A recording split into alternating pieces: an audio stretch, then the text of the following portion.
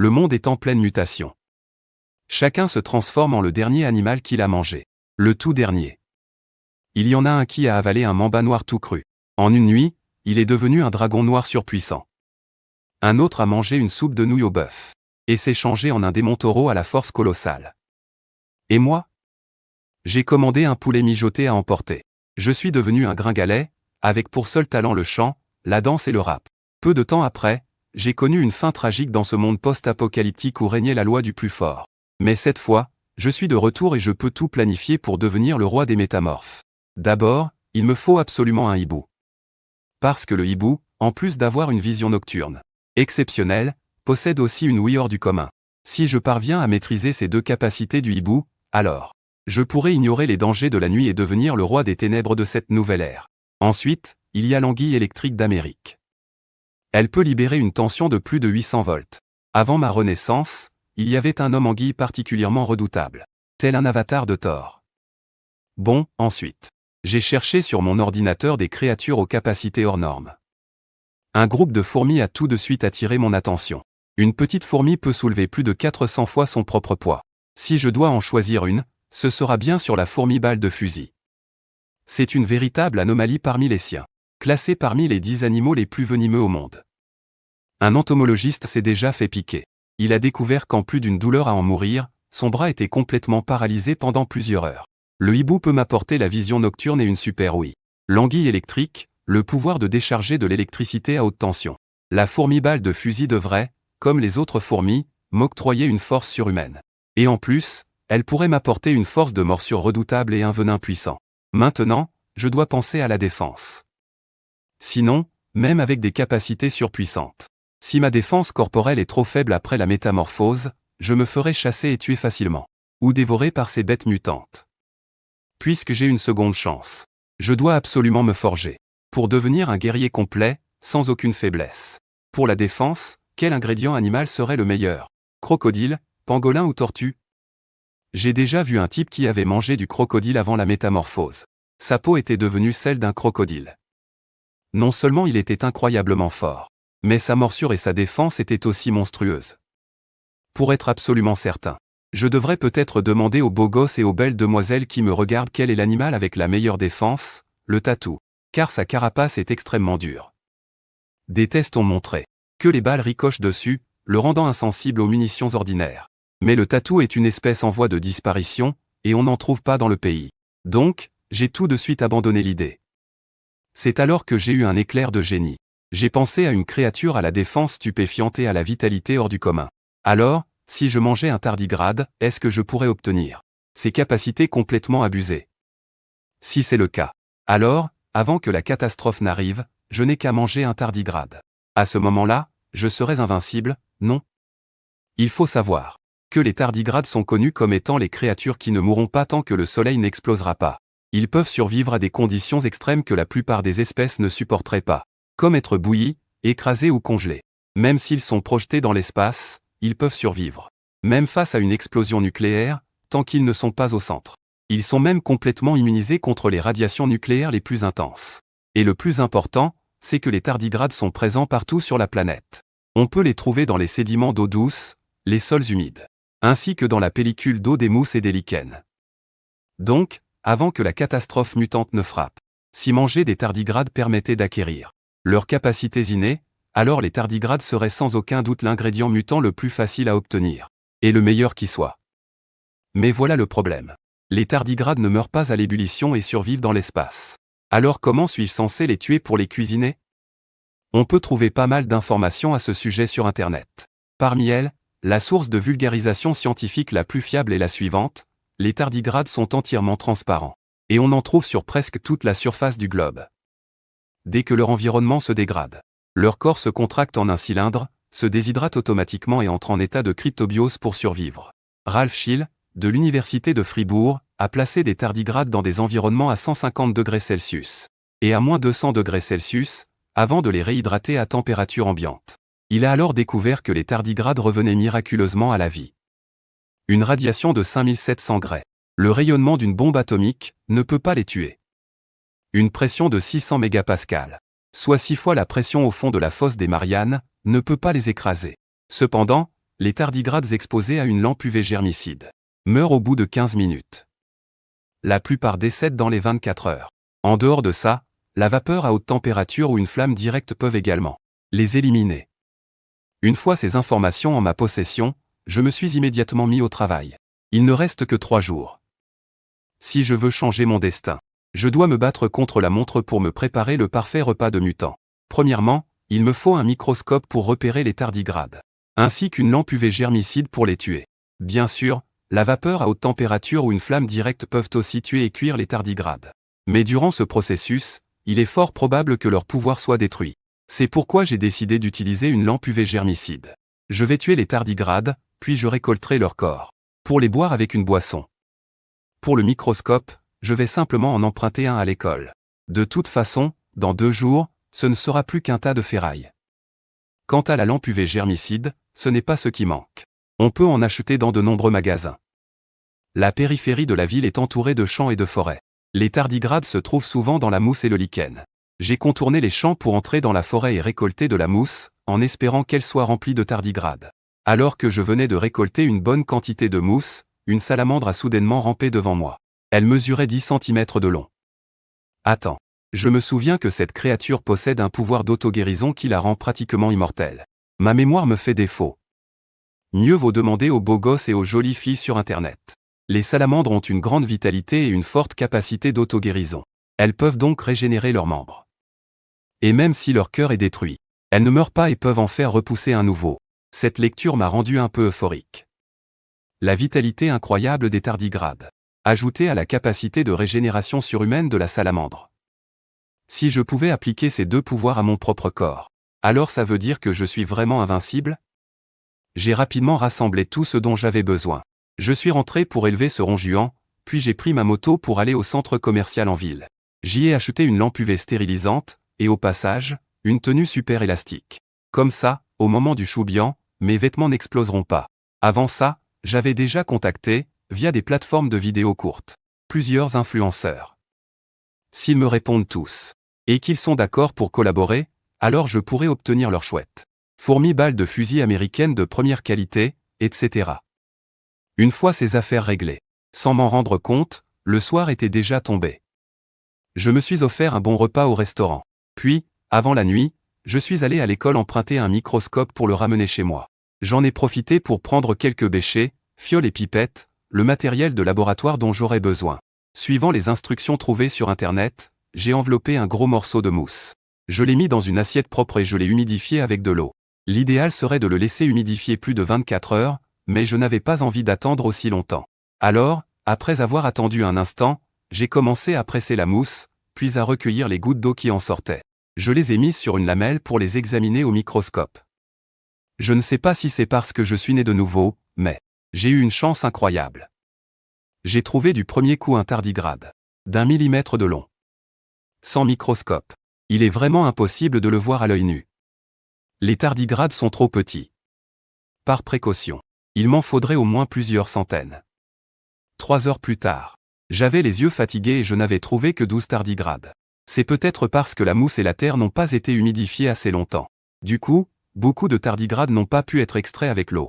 Bon, l'important, c'est d'avoir la confirmation que cette méthode fonctionne pour trouver des tardigrades. Il me reste 3 jours pour me préparer.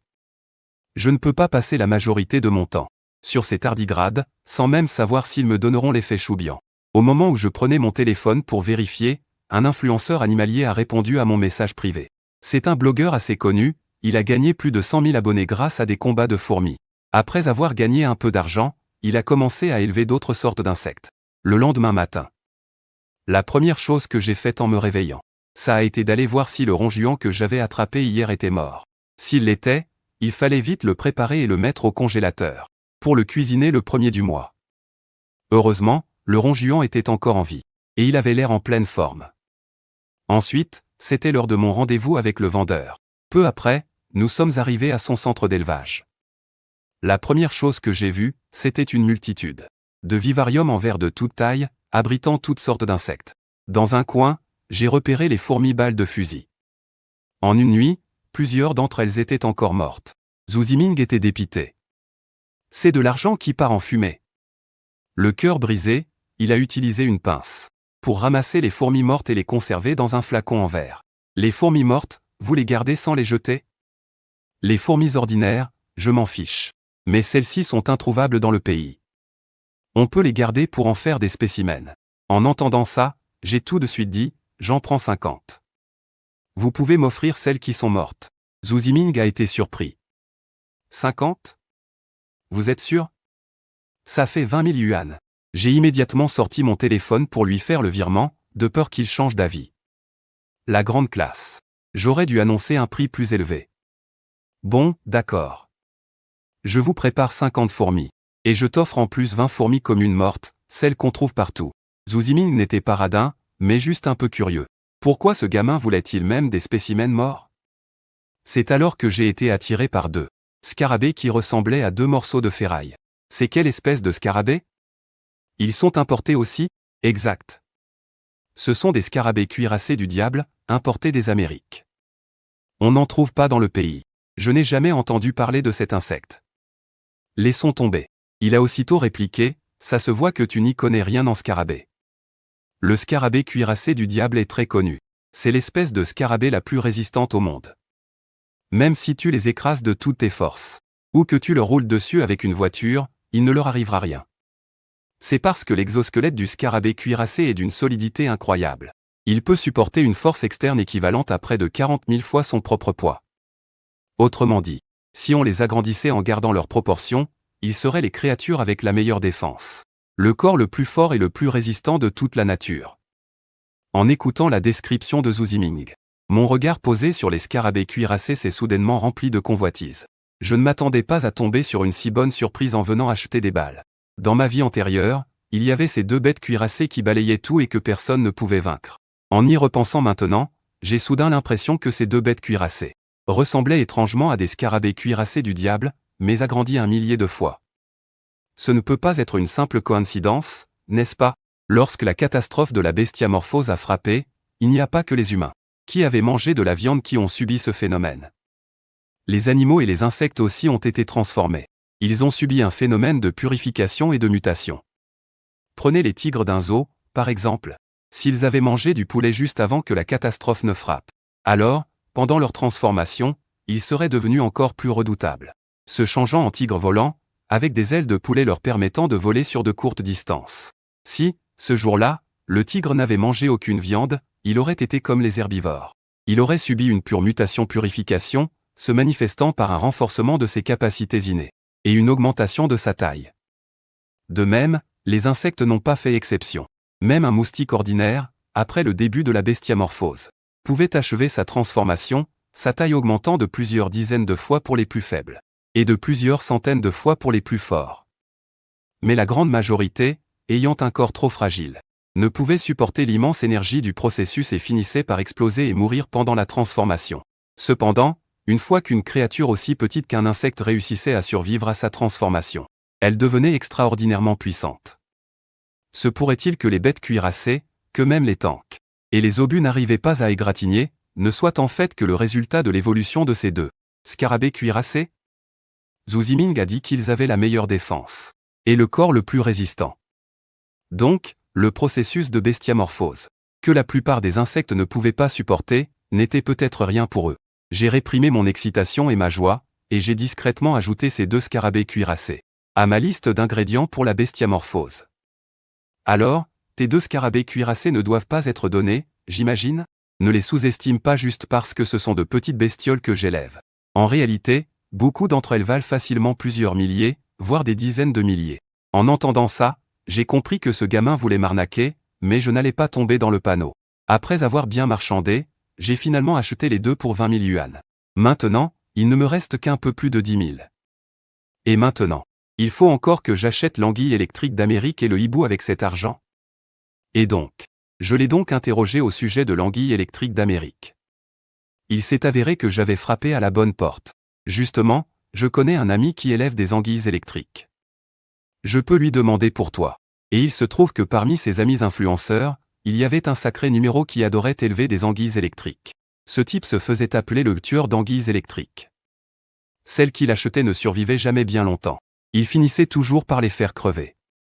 Et justement, il y a 2 jours, il venait d'en acheter une d'Amérique. Et en ce moment, l'état de cette anguille était critique.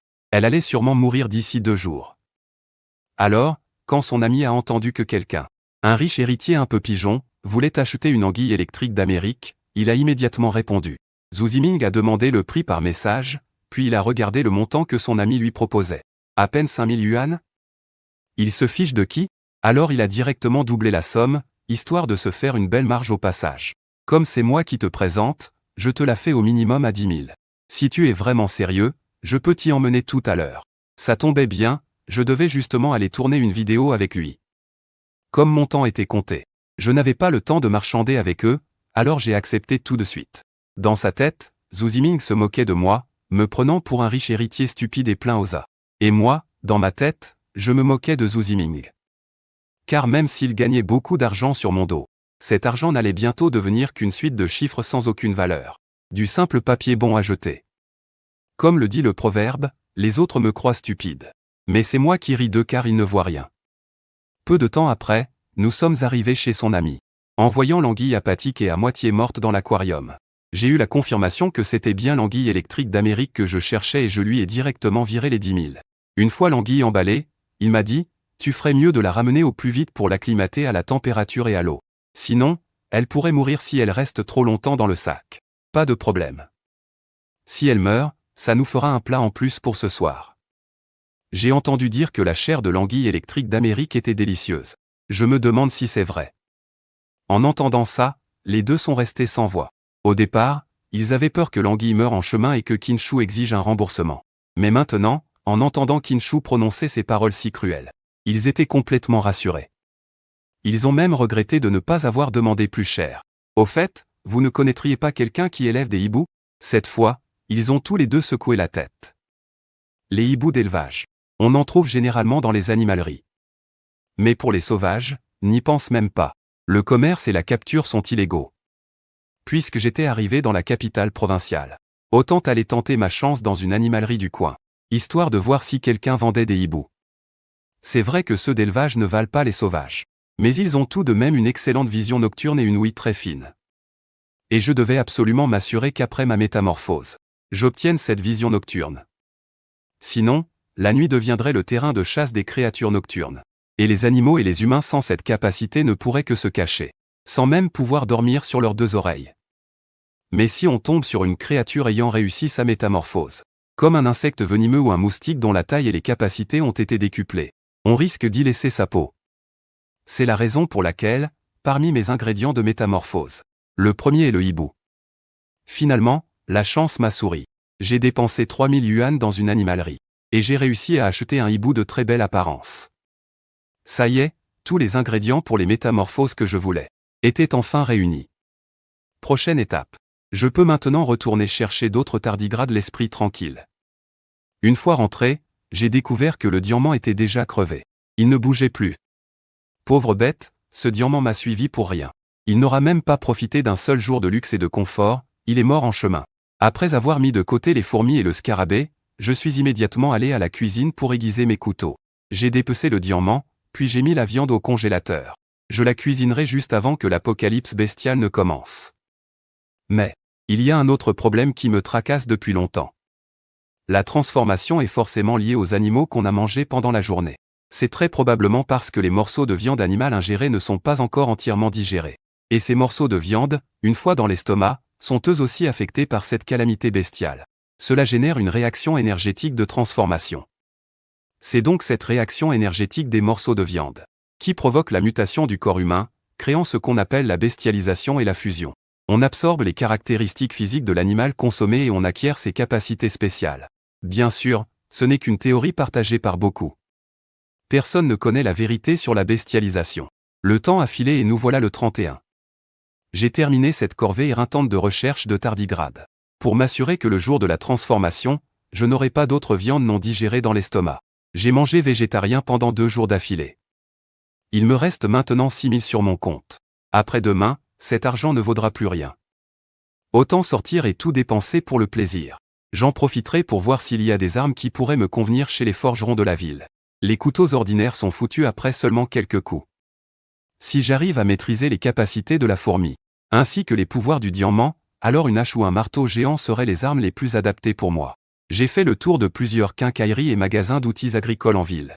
Les plus grosses haches et têtes de marteau ne pesaient qu'une dizaine de kilos. Il n'y avait rien de plus lourd. J'en ai quand même acheté une, faute de mieux. Une masse de 8 kilos.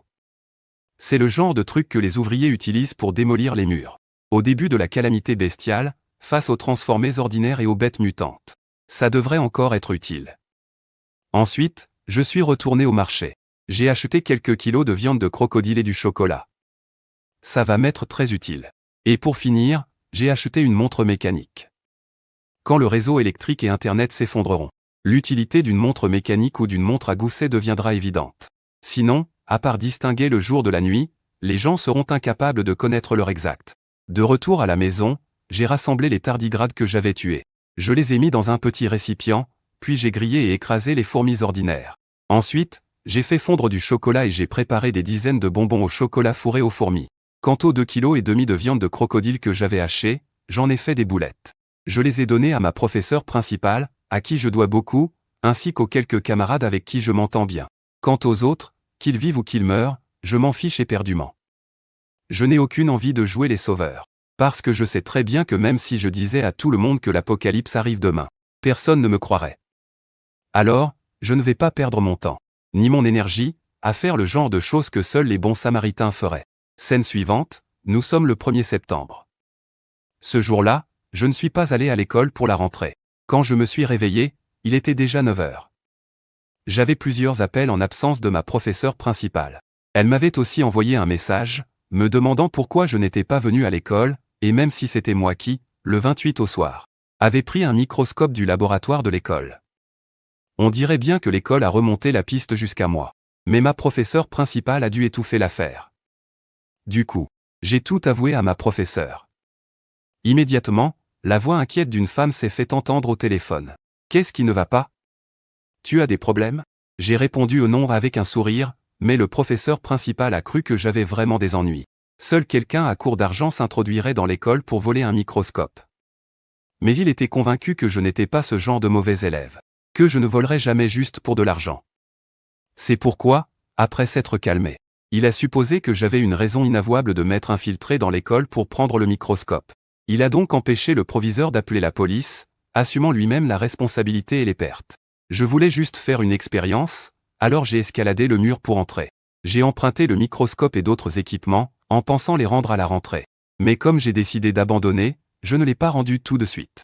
Le professeur principal s'est alors empressé de me convaincre de persévérer. Après tout, il ne restait qu'un semestre avant le bac. En y pensant, je n'ai pas pu m'empêcher de me souvenir de l'apparence grotesque de mon professeur après sa métamorphose. Et puis, il y a eu cette scène sanglante, tragique et poignante. Dans ma vie antérieure, après le début du désastre de la métamorphose, le professeur principal, comme beaucoup d'élèves, s'est transformé en une sorte de créature porcine. Il est soudainement devenu tout bouffi, la peau épaisse et de grosses oreilles. Mais même comme ça, même devenu aussi les qu'un cochon, il continuait de réconforter avec douceur et patience les élèves qui avaient subi la même métamorphose et qui étaient devenus particulièrement laids et étranges. Finalement, ils sont tombés sur une bête mutante canine géante. Et lui, se tenant devant les élèves pour les protéger, s'est fait massacrer par cette bête. En me remémorant la scène sanglante où il s'est fait déchiqueter à mort, je n'ai pas pu m'empêcher de lui dire « Le plus grand service que tu puisses me rendre aujourd'hui, c'est de ne pas manger un seul morceau de porc. » Le professeur principal était perplexe. Quel est le rapport avec le fait que je mange du porc ou non? J'ai ensuite expliqué que j'invitais quelques camarades proches à déjeuner, pour un repas d'adieu. Je viens de prévenir Jaobin et les autres. Tu devrais venir aussi. C'est peut-être la dernière fois que nous nous voyons. J'ai emballé la nourriture dans mon sac à dos et j'ai pris ma grosse masse. J'ai pris ma moto en direction du lycée du canton. Patron, cette tête de lapin braisée, s'il vous plaît. En plus des têtes de lapin, j'ai aussi commandé des légumes et du riz. Pour ce qui est des autres viandes, j'ai laissé tomber. Théoriquement, on peut aussi acquérir les capacités innées du lapin, et ainsi obtenir une vision nocturne et des réflexes accrus. Mon agilité deviendra aussi celle d'un lapin. Le problème, c'est que la viande qu'on mange au restaurant provient généralement d'animaux d'élevage domestique. Et les poulets, canards et cochons sont des animaux fragiles. Si on mange leur viande avant la métamorphose, on ne peut que devenir un faible mutant poulet, un mutant canard ou un mutant cochon. Dans tout le pays, près de la moitié de la population subira une métamorphose liée au poulet, au canard ou au cochon. Viennent ensuite les vaches et les moutons. À ce moment-là, des bruits de pas et des éclats de voix de plusieurs personnes se sont fait entendre à l'extérieur. 4 hommes et 2 femmes sont entrés et se sont immédiatement mis à poser des questions en même temps. « Achou, mec, qu'est-ce qui te prend? Pourquoi tu laisses tout tomber d'un coup ?» Je n'ai pas donné beaucoup d'explications. À partir de maintenant, je vais suivre ma propre voie. Ce n'est plus la peine d'essayer de me convaincre. Mangez simplement avec moi ce dernier repas pour me dire au revoir. Et souhaitez-moi bonne route. Tout le monde est soudainement devenu silencieux. Le professeur principal, Liu Mei, a froncé les sourcils, n'ayant plus l'intention de raisonner Qinshu. Bon, ce n'est pas comme si c'était des adieux pour la vie, qu'on ne se reverra plus jamais. Alors ne rendez pas l'ambiance si pesante. Allez, on commence à manger. Ces boulettes, c'est moi qui les ai préparées à la maison. Goûtez-les, vous me direz si elles sont bonnes. Sur mon invitation, tout le monde a pris ses baguettes et a commencé à manger les boulettes de viande de crocodile frites et parfumées. Très vite, le patron a apporté les 7 portions de têtes de lapin braisées sur un grand plat. Zhang Yunzon et les autres n'avaient aucun problème à manger des têtes de lapin, mais la prof principale, Liu Ru, ainsi que 2 autres camarades, étaient plutôt réticentes. Les lapins sont si mignons. Comment peut-on les manger? Finalement, après un petit chantage affectif de ma part, elles n'ont eu d'autre choix que d'essayer les têtes de lapin braisées. Et là, c'était délicieux. Puisque les lapins sont si mignons, pourquoi se contenter de manger juste la tête? Le corps aussi est bon, non? Après leur avoir offert ce repas bestial d'un excellent rapport qualité-prix, j'ai sorti 7 paquets de chocolat que je leur ai distribués. Comme ça, quand la catastrophe de la bestiamorphose commencera, ils auront tous de quoi se défendre. 15 heures. Dans ma vie antérieure, la catastrophe de la bestiamorphose a eu lieu à 17 heures. Ce qui veut dire qu'il ne reste plus que 2 heures. C'est l'heure de manger. De mon sac à dos, je sors le repas de bestiamorphose que j'avais soigneusement emballé. Je décide de commencer par le scarabée de fer. J'avale les 2 scarabées de fer, petit à petit. Puis, je prends une gorgée de coca dans lequel on marinait plus de 200 cadavres de tardigrades. Juste pour faire passer. Juste après, je commence à manger le hibou entier mijoté au ginseng. Américain. Un hibou entier. Il ne reste plus que le squelette et le bec, les seules parties vraiment immangeables. Je n'ai gaspillé aucune autre partie qui pouvait être mangée et avalée. Parce que je suppose que la puissance des capacités animales qu'on obtient après la transformation dépend de la quantité de viande de l'animal qu'on a mangé. C'est pourquoi je pense que le mieux, c'est d'en manger un entier. De cette façon, après la transformation, peut-être que je pourrais obtenir une capacité presque complète.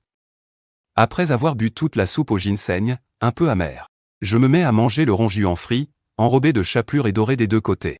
Je les avale tout ronds sans mâcher, comme si c'était des pilules, les faisant descendre un par un dans mon estomac avec des gorgées de coca aux tardigrades. Ce repas de bestiamorphose, pire que la pire des cuisines de l'enfer, j'ai mis 1 heure entière à me forcer à l'avaler. 16 heures. La catastrophe de la bestiamorphose va commencer dans 1 heure. De la chambre que j'ai prise, on peut voir le coucher du soleil. Quand le soleil couchant et la lune dans le ciel deviendront soudainement rouge sang, et que le ciel se teintera de rouge, cela signifiera que la catastrophe de la bestiamorphose aura commencé. Dans ma vie antérieure, personne ne savait comment cette catastrophe de la bestiamorphose s'était produite. Mais beaucoup de gens supposaient que c'était à cause du soleil, parce qu'à partir de ce jour, le soleil est devenu. Les gens ne voyaient que le magnifique coucher de soleil de ce soir-là, sans percevoir l'avertissement apocalyptique qu'il contenait. Soudain, mon estomac commence à me faire mal. Est-ce que ça commence? Je me recroqueville de douleur sur le lit. La douleur dans mon ventre s'intensifie. C'est comme si d'innombrables couteaux me lacéraient l'estomac et les intestins de l'intérieur. Maintenant, je ne sens même plus la douleur dans mon ventre, parce que tout mon corps, de l'intérieur comme de l'extérieur, est parcouru de vagues de douleur, comme si on me déchirait. Mon dos me fait mal et me démange à la fois, comme si quelque chose essayait d'en sortir. Lors de ma transformation dans ma vie antérieure, même si c'était douloureux, j'avais réussi à rester conscient et à endurer. Mais cette fois, la douleur est tellement intense. Si intense que je commence à craindre de mourir sur le coup. Ma conscience, ne sentant plus la douleur, a soudainement sombré dans un abîme de ténèbres. Il eut l'impression d'être mort, mais pas tout à fait. Au même moment, partout dans le monde, les personnes qui achevaient le phénomène de bestiamorphose présentaient des réactions similaires. À cet instant, tout le campus était en ébullition. Tous les élèves et les professeurs se regardaient, décontenancés. Notre prof principale, Liu Ru, n'avait pas mangé de porc aujourd'hui. Elle n'était pas devenue grosse et pataude comme Jubaji, mais s'était transformé en reine lapin. Ses oreilles étaient soudainement devenues duveteuses et aussi longues que celles d'un lapin. Les traits de son visage étaient restés quasiment les mêmes, mais ses dents étaient devenues beaucoup plus acérées. Surtout ses 2 canines, qui étaient maintenant aussi pointues que des dents de crocodile. De toute évidence, le résultat de sa métamorphose était lié au fait qu'elle avait mangé une tête de lapin braisé. Après la métamorphose, moi, dont l'apparence ne montrait aucun signe de transformation. Je gisais immobile sur le lit. J'avais apparemment perdu tout signe de vie. C'était peut-être parce que, durant le processus de métamorphose, j'avais perdu une énorme quantité de sang et de sueur. À cet instant, j'étais complètement desséché, comme déshydraté. Je ne respirais plus, et mon cœur avait cessé de battre. D'un point de vue médical, j'étais clairement devenu un cadavre ayant perdu tout signe de vie. Pendant la métamorphose, quelqu'un, dans un accès de folie, avait accidentellement mis le feu à l'hôtel. Le système anti-incendie s'est alors déclenché automatiquement. Les gicleurs d'incendie dans les couloirs et au plafond des chambres se sont mis à asperger de l'eau. C'est alors que moi, qui avais manifestement perdu tout signe de vie et dont le corps était ratatiné comme si j'étais sévèrement déshydraté, ma peau s'est mise à absorber l'eau qui me tombait dessus, et mon cœur a recommencé à battre. La capacité de régénération propre au tardigrade se manifestait de façon spectaculaire sur mon corps. La première chose que j'ai faite en me réveillant a été de chercher de la nourriture. Car pendant la métamorphose, toute l'énergie de mon corps avait été complètement épuisée. Heureusement, j'avais les chocolats que j'avais préparés spécialement pour recharger mes batteries durant le processus. Je me suis mis à les dévorer goulûment. Mais même après avoir mangé 3 boîtes de chocolat, j'avais encore terriblement faim, et aussi une soif intense. L'eau minérale dans la chambre ne suffisait même pas à étancher ma soif. J'ai traîné mon corps affamé, assoiffé et épuisé, lentement vers la salle de bain, puis j'ai bu comme un fou directement au robinet du lavabo. Et avec ce regain de chocolat et d'eau, mon corps a commencé à montrer des changements évidents post-métamorphose. En me regardant dans le miroir, ni mon apparence ni ma peau ne montraient le moindre signe de transformation. Mais mes yeux, eux, avaient clairement changé. Ils étaient d'un noir de jais, rehaussés de doré, aussi perçants et impérieux que ceux d'un aigle. En plus de constater que ma vue et mon ouïe avaient nettement muté, j'ai serré le cadre de la porte. L'acier inoxydable extérieur s'est déformé sous ma poigne, et le verre trempé à l'intérieur a volé en éclats instantanément. Il semble que le don de force de la fourmi balbée se soit aussi manifesté en moi. Mais pourquoi mon corps manifestait-il les nouvelles capacités de la métamorphose, alors que mon apparence, à l'exception de mes yeux, ne montrait aucun signe de changement? Serait-ce parce que je me suis évanoui? La transformation de mon corps aurait-elle été interrompue? C'est pour ça que la transformation physique de mon corps est incomplète en surface, mais qu'en interne, j'ai déjà assimilé les nouvelles capacités. Pour l'instant, je peux affirmer que les dons du hibou et de la fourmi balbée ont bien été assimilés. Quant au tardigrade, il y a de fortes chances que ça ait réussi aussi. Mon état de mort simulé de tout à l'heure en est la preuve. Il ne reste plus que l'opossum d'Amérique, le scarabée cuirassé et le ronjuan. J'ai essayé de contracter les muscles de mon bras pour les stimuler, mais aucun courant électrique n'est apparu. Je ne sais pas si c'est la mauvaise méthode ou si je n'ai pas réussi à assimiler la capacité de décharge de l'anguille électrique. Quant au scarabée cuirassé, c'est l'espèce de coléoptère avec la meilleure défense et le squelette le plus dur. Si, durant la métamorphose, j'ai réussi à assimiler les dons du scarabée cuirassé, alors, en théorie, mon squelette devrait lui aussi avoir achevé sa transformation. Et si je testais? Si mes os sont vraiment aussi résistants que la carapace du scarabée de fer, je pourrais m'asséner un grand coup de marteau. Mon squelette n'en souffrirait sûrement pas, mais en y réfléchissant, mieux vaut laisser tomber. Ce serait bête de finir estropié par ma propre faute à cause d'un accident. Par contre, je peux tester si mon corps a obtenu le pouvoir de régénération de la source de lave. Je ramasse par terre un éclat de verre trempé que je viens de pulvériser à main nue. J'essaie de m'entailler le bras gauche pour faire le test, mais le fragment de verre n'arrive même pas à percer la peau de mon bras. Ce qui me laisse à la fois surpris et excité. De tous les spécimens méticuleusement préparés pour le repas, seul le scarabée de fer possède une capacité de défense corporelle externe. Est-ce que cela prouve que j'ai aussi réussi à obtenir le talent du scarabée de fer? Zhu Ziming avait dit que l'exosquelette du scarabée de fer est si robuste qu'il peut supporter une force externe de près de 40 000 fois son propre poids. Si on le mettait à l'échelle, il serait, dans tout le règne animal, la créature à la défense la plus puissante et au corps le plus dur. J'ai déjà obtenu le talent de la fourmi balle, donc la force de ma mâchoire devrait être aussi puissante. Alors, je lève ma main gauche. Et je me mords. Ah, cette fois, je sens bien la douleur. Désormais, non seulement ma morsure est d'une puissance effrayante, mais mes dents sont aussi bien plus dures qu'avant. J'ai directement percé la peau de mon bras gauche, et le sang s'est mis à couler instantanément. Mais sous l'effet du pouvoir de régénération de la lave, la plaie a guéri presque aussitôt. Pour l'instant, il ne me reste plus que le talent de l'anguille électrique à tester. Je devrais trouver un autre moment pour ça. Soudain, une explosion retentit dans l'hôtel. Une épaisse fumée s'engouffre aussitôt par la bouche d'aération, et un terrible pressentiment m'envahit. Lorsque j'arrive devant l'ascenseur, tout n'est plus qu'un immense brasier. Merde.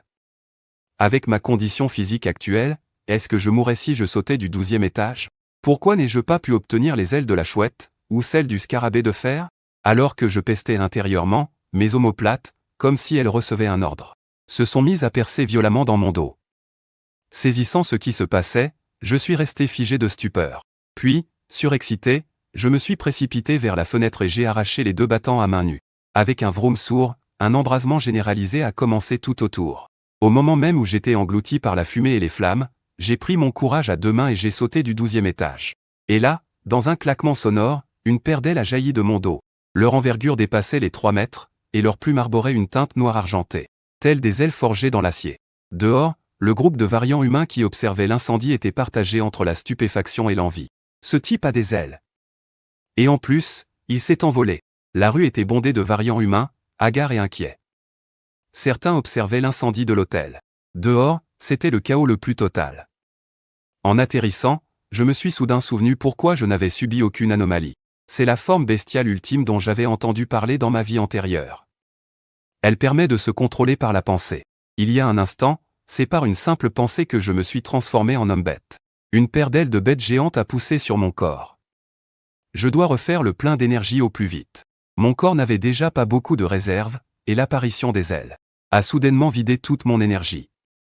Quand j'arrive au centre commercial, c'est déjà le chaos. À peine ai-je mis un pied dedans que je vois un homme à la tête et aux oreilles énormes, qui a clairement muté après avoir mangé du porc. Transformé en joubagie, il tient un canard laqué dans une main. Pourquoi tout le monde s'est changé en une sorte de monstre, alors que toi, gamin, tu as l'air tout à fait normal? Mais je les ai complètement ignorés, je me suis juste assis à côté pour manger. Alors, par jalousie et irritation envers ce beau gosse qui se pavane devant son écran, le type à la tête de porc est venu direct me piquer mon canard laqué. Tout le monde est devenu n'importe quoi, ni homme, ni monstre. Vu la situation, même si on tabasse quelqu'un, il n'y aura pas de problème. Soudain, le type à la tête de porc a senti une douleur atroce au ventre. Son corps a été projeté à plusieurs mètres de là, s'écrasant lourdement sur le sol. Rien d'étonnant, c'est le pouvoir inné de la fourmi. Et dire que je suis si faible en ce moment. Je peux encore envoyer valser un gros porc d'au moins 100 kilos à 4 ou 5 mètres. Enfoiré. Le type à la tête de porc s'est relevé en se tenant le ventre. Heureusement que sa peau est devenue épaisse et résistante après la bestiomorphose. Sinon, même si ce coup de pied ne l'avait pas tué. J'ai senti l'aura de violence qui émanait de lui, ainsi que son regard hostile. Pas de doute, ce type veut me tuer. Dans ce cas, parfait. Il va me servir de sparring partner. Une fois que j'ai fini de manger, j'ai immédiatement senti l'énergie de la nourriture être assimilée par mon estomac, rechargeant la Shu-Ling-Ju dans mon dentian. J'ai de nouveau canalisé l'énergie de la Shu-Ling-Ju. J'ai tenté d'activer ma bestiomorphose. Ce qu'on appelle la bestiomorphose ultime, c'est de pouvoir manipuler à sa guise l'énergie de la Shu-Ling-Ju qui est en soi. Très vite, l'énergie de la Shu-Ling-Ju s'est répandue dans tout mon corps. Mon corps, PS a commencé sa bestiomorphose de l'intérieur. Puis, ma peau est devenue plus tendue et plus lisse. Un peu comme la skin du jeu Ronjuan Dianwan. Ensuite, au-dessus de mes oreilles, sur le haut de mon crâne, 2 cornes noires et dentelées ont lentement émergé, semblables aux pattes d'un scarabée de fer. Le type à la tête de porc, qui se relevait pour me tuer et se venger, s'est soudain figé sur place. Une peur intense et inexplicable a déferlé dans son cœur. Son corps s'est mis à trembler sans qu'il puisse s'arrêter. Rassure-toi, ça va être rapide, tu ne sentiras rien. Il faut être un homme de parole. Puisque j'ai dit que je ferais vite et sans douleur, je devais tenir ma promesse. J'ai attrapé un marteau et, en 2 coups secs, il n'en restait même plus une miette. Dans le centre commercial, les humains qui ont assisté à la scène, ainsi que les autres bestiomorphes, sont restés bouche bée. Ils se sont tous écartés de moi. Ma prochaine cible est le zoo. Il y a là-bas quelque chose dont j'ai besoin. Alors que je me préparais à partir, mon téléphone s'est mis à vibrer. C'était ma professeure principale et Zhang Yunzong. « Comment tu vas? T'as rien? Putain. Tout le monde a muté d'un coup. Et toi, t'as muté? Si t'es pas mort, fais un signe. Réponds, putain. Je voulais aussi te demander, les boulettes de poisson que tu nous as offertes ce midi. C'était quel genre de boulettes, au juste? En lisant le message, j'ai eu un petit rire. Je leur ai alors envoyé un message pour leur dire que c'était des boulettes de crocodile. Zhang Yunzon est resté sans voix. On est peut-être plus humain, mais toi, t'es vraiment une ordure. J'ai appris par la suite qu'ils avaient tous obtenu de bonnes transformations bestiales. Mais ce que j'ai trouvé étrange, c'est que tous les garçons se sont changés en crocodile, et toutes les filles en lapin. Pas le temps d'y penser. Je vais d'abord aller saisir ma chance. L'objectif de ce voyage, c'est justement le titan tigre géant de ma vie antérieure, celui qui dévorait les bestiomorphes les uns après les autres. Dans ma vie antérieure, le titan tigre géant avait fait sa première apparition remarquée en semant le chaos dans le centre-ville. C'était 5 jours après le début du cataclysme de la bestiomorphose. À cette époque, le titan tigre géant mesurait déjà entre 7 et 8 mètres de long, soit presque la hauteur d'un immeuble de 2 étages. Sans des armes au pouvoir destructeur suffisant, en se fiant uniquement au combat au corps à corps. Il est absolument impossible de tuer ce genre de monstre géant. Les obus. Même un obus perforant ne ferait que le chatouiller, et encore. Ce n'est que la phase initiale de l'apocalypse. Alors imaginez un peu. Dans un an, ou même plusieurs, combien d'humains seront encore en vie? Dans ma vie antérieure, je sais que la plus grande bête mutante découverte sur Terre dépassait déjà les 30 mètres de haut, aussi imposante que les monstres des films de science-fiction. Le monde entier entrera dans l'ère des bêtes géantes, et les humains ne seront plus que leur nourriture. On risquerait même l'extinction totale. Pour que ce tigre évolue, à ce point en quelques jours, pour devenir si puissant et monstrueux, c'est qu'il a forcément dû dévorer d'autres animaux et absorber leurs perles spirituelles. C'est le moment parfait pour l'étouffer dans l'œuf. En arrivant aux eaux, je vois que tout est maculé de sang. Les animaux ont probablement tous été dévorés, ou se sont enfuis. C'est alors que j'entends un faible appel. En suivant le son, j'aperçois un homme effondré dans une mare de sang. Il m'implore de l'aide. Il a perdu son bras droit. Son abdomen a été déchiqueté par une bête. Même le meilleur chirurgien du monde ne pourrait rien faire pour lui. Il n'y a plus rien à faire. Il murmure le tigre. Avant de rendre son dernier souffle, je me dépêche d'avancer. En passant devant l'enclos des singes, je découvre un autre bain de sang. C'est insoutenable. La transformation des singes survivants est évidente. Leur taille a presque doublé et leurs crocs sont bien plus affûtés. Les singes sont des omnivores. En temps normal, ils chassent aussi des insectes, des araignées et des fourmis pour se nourrir. On dirait que ce singe a muté après avoir mangé un de ces insectes. Je sors mon marteau de guerre et leur adresse un geste de bienvenue international. Sentant ma provocation, le singe est devenu fou de rage. Il a foncé sur moi comme un forcené. Les singes sont des créatures qui s'emportent très vite. Et en plus, après avoir été enfermés et observés par les humains pendant des années, ils ont développé une haine profonde pour l'humanité. En voyant ce singe mutant foncer sur moi, je ne peux m'empêcher de sentir une pointe de tension. Ce singe a visiblement muté en absorbant un bousier. Les cornes sur sa tête sont comme celles d'un scarabée. D'un bond sur le côté, j'esquive son attaque plongeante. Et ses griffes qui s'abattent lourdement. En même temps, ma main droite agrippe mon marteau. Je l'abats violemment sur le corps du singe. Frappé par ce coup puissant, il pousse un cri de douleur. Mais à peine a-t-il touché le sol qu'il se retourne et, ignorant la douleur, se jette à nouveau sur moi. On dirait que sa peau s'est transformée en une carapace, comme celle d'un coléoptère. J'active aussitôt la perle spirituelle en moi, libérant une énorme quantité d'énergie. J'augmente ma puissance de mutation. Mais ce processus ralentit un peu mes mouvements, ce qui permet à ce singe sans foi ni loi de m'attaquer par surprise. Je ressens une douleur brûlante dans le dos. Les griffes puissantes de ce singe, même si elles n'ont pas réussi à percer ma défense, m'ont laissé de sales griffures sur le dos. Tu vas voir ce qu'il va t'en coûter. Son attaque surprise a réussi. Mais le singe, qui n'a pas réussi à me blesser mortellement, semble quelque peu déconcerté. Visiblement, il ne s'attendait pas à ce que le corps de cet humain puisse encaisser une telle attaque. Le singe charge à nouveau. J'esquive l'assaut du singe coléoptère, puis ma main gauche frappe à la vitesse de l'éclair. En plein air, j'attrape la queue du singe qui tentait encore de m'attaquer. Mais ma force est devenue si démesurée que je lui ai arraché la queue d'un coup sec. Profitant d'une ouverture pendant que je frappais comme un sourd, j'ai enchaîné avec un énorme coup de marteau, pour exploser la tête de ce singe sur le coup. Ça t'apprendra à m'attaquer en traître. Les 5 autres singes ailés ont commencé à paniquer complètement. Ils se sont mis à fuir dans toutes les directions.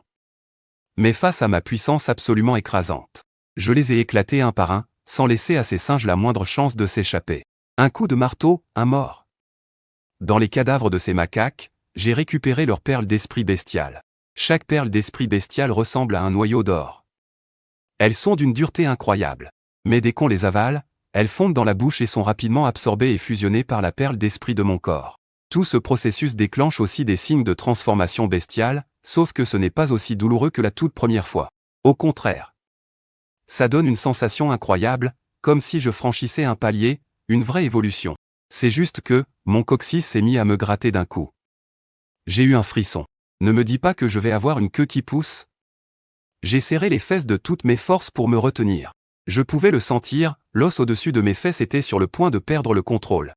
Il voulait désespérément faire pousser une queue. Quand j'ai repensé à Dragon Ball, où la queue est le point faible mortel de Sun Wukong, j'ai utilisé l'énergie du désespoir. J'ai réprimé la transformation de mon coccyx par la force brute. À la fin, j'en transpirais à grosses gouttes. Mais j'ai réussi à empêcher la naissance de cette foutue queue. Bon, ensuite. Il faut absolument que je trouve un moyen d'augmenter ma force mentale, sinon, si les perles d'esprit bestial continuent de fusionner et de se purifier en moi, mon niveau mental actuel ne pourra plus du tout les contrôler. L'énergie va juste exploser n'importe comment. Juste après, je me suis enfoncé plus profondément dans le zoo. J'ai entendu, pas très loin, deux bêtes féroces en train de se battre. Et là, j'ai vu le combat spectaculaire entre un fourmilier et un tigre à plumes.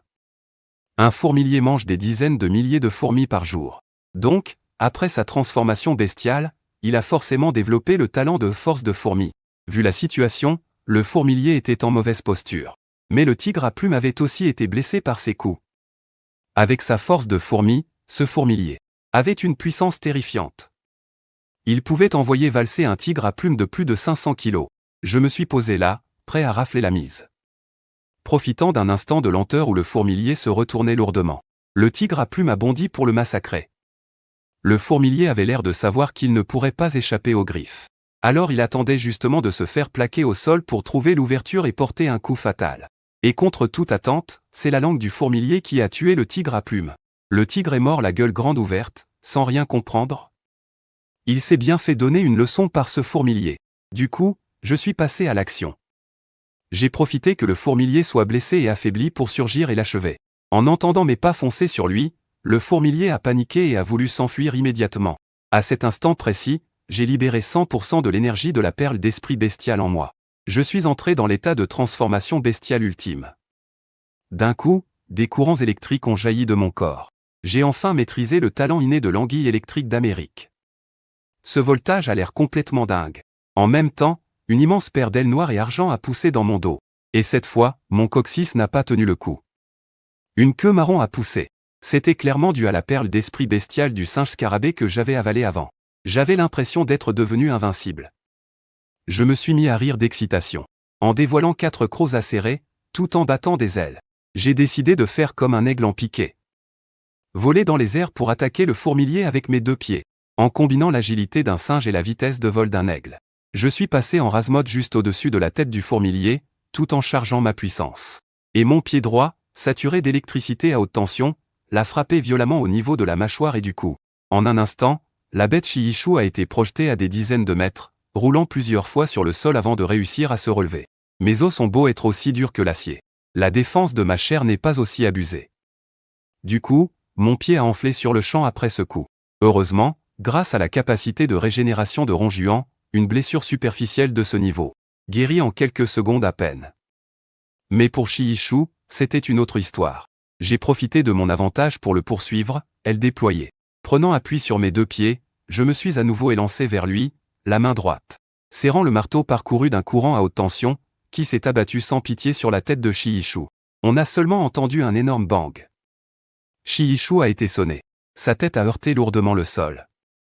Au même moment, le Shuibing n'a pas pu supporter un impact aussi violent et s'est brisé net. N'ayant pas le choix, je n'ai pu que lever mon poing droit, pour frapper violemment le crâne de Shiishu à 3 reprises. Rien que les vibrations auraient pu le tuer. J'ai récupéré la perle spirituelle de Shu du Jimao et de Shiishu. Quant à la viande du Jimao, je comptais m'en faire une fondue pour le dîner. Le ciel était déjà très sombre, mais avec ma vision nocturne, je n'étais pas du tout inquiet. Parce que la nuit noire qui s'annonçait, c'était mon terrain de jeu. À ce moment-là, l'odeur de la viande grillée et les flammes ont semblé attirer un animal. En me retournant, j'ai vu 3 loups-bêtes, d'une taille comparable à celle d'un tigre de Sibérie, qui me fixait d'un air menaçant. Voyant que ces 3 loups-bêtes étaient sur leur garde et ne se précipitaient pas pour m'attaquer en groupe, j'en ai profité pour tremper quelques morceaux de viande de tigre pour goûter. Crunch! Un goût de poulet croustillant. Je ne m'attendais pas à ce que cette viande ait vraiment un léger goût de poulet. La teneur en protéines doit être plusieurs fois supérieure à celle du bœuf. C'est alors que les 3 loups-bêtes derrière moi ont soudainement commencé à se disperser sur 3 fronts. On dirait qu'ils se préparaient à attaquer. Je me suis levé, passant instantanément en mode demi-bête. J'étais prêt à en affronter 3. Mon regard s'est verrouillé sur le loup-bête qui chargeait vers moi. J'ai serré le poing droit, et un courant électrique a jailli. Je me suis préparé à lui décocher un point de foudre pour en finir avec un d'entre eux en premier. D'un seul coup de poing, j'ai frappé de plein fouet le loup-bête du milieu qui bondissait sur moi, au point de lui faire regretter d'être né loup. Après avoir éliminé les 3 loups-bêtes, j'ai récupéré leurs perles spirituelles de bête et les ai mises de côté. Pour éviter de perdre le contrôle de ma transformation, je devais assurer mes arrières et commencer par augmenter ma force mentale. En attendant que la viande finisse de cuire, j'ai répondu à Zhang Yunzong, ainsi qu'au professeur principal.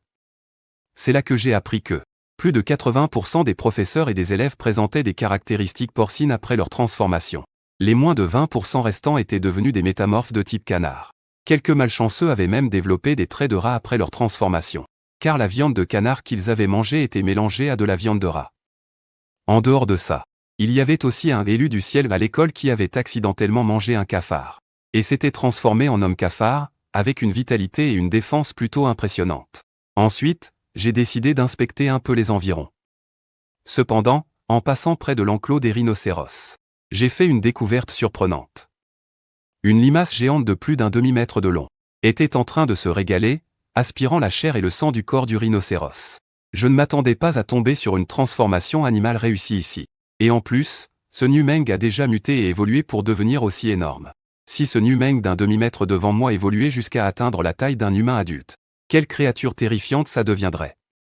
À la moindre inattention, ce Numeng, cette bête mutante géante, pourrait aspirer un être humain jusqu'à le réduire à l'état de cadavre desséché.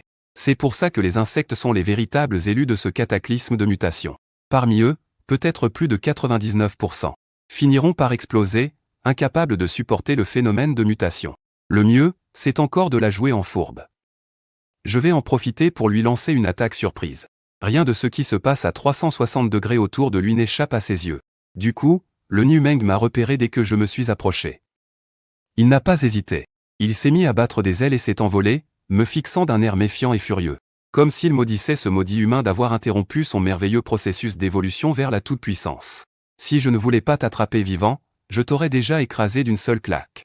On engraisse le cochon avant de le tuer. J'ai jeté par terre la perle d'esprit bestial que j'avais. Puis je me suis caché. Et bien sûr, cet imbécile a mordu à l'hameçon. En un éclair, je suis passé derrière lui. Je lui ai attrapé les ailes. Et par précaution, j'ai trouvé une grosse corde pour attacher les ailes et la tête du Numeng. Comme ça, pas de risque qu'il se sauve une fois le ventre plein. Je l'ai traîné comme si je promenais mon chien. Je suis allé jusqu'au cadavre du Jimaohu. Allez, profite bien de ton dernier repas. Le cadavre d'un Jimaohu et celui d'un Shiishu ont tous les deux été vidés jusqu'à la dernière goutte par le Numeng. Même l'humidité de leur chair a été aspirée. C'est exactement comme ces mutants des légendes africaines qui mangent des galettes de moustiques et obtiennent des pouvoirs de moustiques. Ils évoluent et deviennent plus forts simplement en suçant du sang. Voilà, le Numeng est enfin repu. Le légume est mûr pour la cueillette. C'est à mon tour de me servir. Après l'avoir achevé, j'ai récupéré sa perle d'esprit bestial. Mais la perle d'esprit bestial était teintée d'un rouge sang très net. Je me demande si c'est parce que le Numeng a aspiré trop de sang frais. Si je l'avale, est-ce que je vais muter à mon tour et obtenir sa capacité à aspirer le sang? À peine la perle dans ma gorge, elle s'est transformée en un courant chaud qui a coulé jusqu'à mon ventre. Ensuite, elle a été entièrement absorbée et fusionnée par la perle d'esprit qui se trouve dans mon dentian. Après cette nouvelle mutation, j'ai obtenu la vision à facettes du Numeng. J'ai aussi un odorat surpuissant et une meilleure capacité de vol. Et en plus, ma queue a muté à son extrémité, faisant pousser une pointe acérée, comme un dard empoisonné fait pour piquer ses victimes. Ou encore comme la trompe que le Numeng utilise pour aspirer le sang. Ça m'a tout de suite fait penser au méchant dans Dragon Ball. Cell. Lui aussi, il avait un dard au bout de sa queue, spécialement conçu pour absorber l'essence vitale des gens, et ainsi se renforcer. Moi, J'ai contrôlé maladroitement le dard au bout de ma queue et je l'ai planté dans le cadavre du Niumeng. Puis, instinctivement, j'ai contracté les fesses et là. Ma queue s'est vraiment mise à aspirer le sang qui restait dans le corps du Niumeng. Finalement, après avoir confirmé une légère augmentation de mon énergie vitale, j'ai foncé vider le zoo de ses occupants, à l'exception des tortues, des crocodiles et des serpents. Ces animaux mutants, je ne les ai pas exterminés. En revanche, tous les autres animaux mutants qui avaient des capacités intéressantes ont quasiment tous été liquidés. Les tortues et les crocodiles, c'est parce que le dard de ma queue n'arrivait pas à percer leur carapace pour aspirer leur sang. Quant aux serpents, rien que de les voir, ça me donne la chair de poule. Depuis tout petit, j'ai une peur bleue des serpents. J'ai donc ignoré les serpents du zoo. Mais il y en a un qui s'est échappé. Un python mutant qui, après avoir dévoré de nombreux oiseaux, avait déjà évolué pour devenir énorme. C'est vraiment dommage. J'avais enfin surmonté ma peur pour chasser ce python géant. Mais après l'avoir blessé, il s'est soudainement enfui pour se cacher dans le lac. Et le plus regrettable, c'est qu'après avoir ratissé tout le zoo, je n'ai rien trouvé. Pas la moindre deuxième bête mutante à part le Jimaoyu. Cela signifie que la créature si puissante de ma vie antérieure, le gigantesque tigre titan, a déjà quitté le zoo. On dirait que je vais devoir partir d'ici pour trouver d'autres ressources. J'ai donc mis le cap sur le plus grand parc animalier de la capitale provinciale. En passant devant l'enclos des pandas, j'ai entendu un faible gémissement. Quand j'ai volé jusqu'à là-bas, j'ai découvert qu'il s'agissait d'un bébé panda qui venait de naître. Sa mère avait déjà été tuée par d'autres animaux mutants. En voyant le petit qui pleurait de faim, j'ai sorti une perle spirituelle de mon sac à dos pour qu'il la lèche. Histoire de voir si je peux élever ce bébé panda pour en faire une véritable bête de fer cadavérique. Et ensuite, l'entraîner pour en faire une créature de combat capable de chasser à mes côtés. En ratissant le zoo cette fois, j'ai récolté une grande quantité de perles spirituelles. Rien que sur les bêtes mutantes ordinaires, j'en ai collecté 73 grammes au total. J'ai déjà absorbé tous les animaux que je pouvais, donc. L'énergie des perles spirituelles dans mon corps est maintenant si puissante que ma force mentale n'arrive plus à suivre. Je ne peux plus réprimer la libération de cette énergie, ni reprendre ma forme humaine à volonté, ni même ma forme mutante. Mais mes ailes, elles, ont évolué. Chacune de leurs plumes dégage un éclat noir argenté, semblable à de l'acier. En surface, on dirait des ailes d'oiseaux géantes, mais leur ossature et leurs plumes ont fusionné avec les propriétés de dureté du scarabée de fer. Par conséquent, leur solidité est comparable à celle de l'acier. D'ailleurs, ces ailes d'acier, bien qu'elles semblent extrêmement lourdes, en réalité, chaque plume est aussi fine qu'une aile de cigale. Elles sont incroyablement légères. Très vite, le bébé panda finit de lécher toute la perle spirituelle, puis s'endormit paisiblement. Le bébé panda, qui ne mesurait à l'origine qu'une dizaine de centimètres et était tout rose, a soudainement grandi comme s'il avait activé un code de triche de croissance accélérée, son pelage noir et blanc se mettant à pousser. Il a pris l'apparence caractéristique d'un panda et, en moins d'une minute, le petit, qui ne faisait qu'une dizaine de centimètres, a atteint une trentaine de centimètres. C'était comme s'il avait grandi d'1 ou 2 mois en un instant. Le processus d'évolution est toujours un peu pénible. C'est pourquoi le bébé panda, qui s'était endormi juste après avoir mangé, n'a pu s'empêcher de pousser de petits gémissements. Quand il a tenté d'ouvrir les yeux, la première chose qu'il a vue, c'est moi qui le regardais avec curiosité. On dirait que ce petit m'a pris pour sa mère. Non, plutôt pour son père. Mais ce qui m'intrigue, c'est pourquoi il n'a fait que grandir de plusieurs fois sa taille. Son apparence physique ne présente aucune des caractéristiques du Jimaoyu. J'ai pris le petit panda dans mes bras pour l'observer de plus près. J'ai pu confirmer que ce petit être ressemblait en tout point à un panda. Aucun changement. Se pourrait-il que les gènes du panda soient incroyablement résistants, au point que même la perle spirituelle ne puisse altérer son apparence? À ce moment-là, je me suis souvenu que, dans ma vie antérieure, quelqu'un avait parlé d'un type de mutant qui ne subissait aucune transformation physique. Mais il pouvait absorber les capacités des autres, ce qui en faisait une existence absolument terrifiante. Le panda est encore trop petit pour que j'en sois certain. J'espère que ce petit me réserve une bonne surprise. En même temps, j'ai jeté un œil au message sur mon téléphone. Je vois que Zhang Yunzong et les autres sont arrivés au zoo où j'étais il y a un instant. En plus, ils ont tué le python que je n'avais pas réussi à achever. On dirait qu'ils ont fini par accepter la réalité. Tant mieux. Si on ne devient pas plus fort, on finit par être ignoré et éliminé. Je regarde la boussole sur ma montre et me tourne vers l'est. Puis, je fléchis légèrement les genoux et, d'une impulsion puissante, je bondis à 5 ou 6 mètres de haut.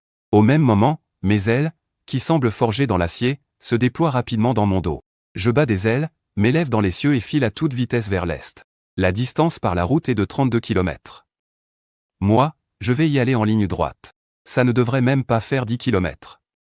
Je peux y être en quelques minutes. 3 minutes plus tard, j'aperçois depuis les airs une vaste forêt droit devant.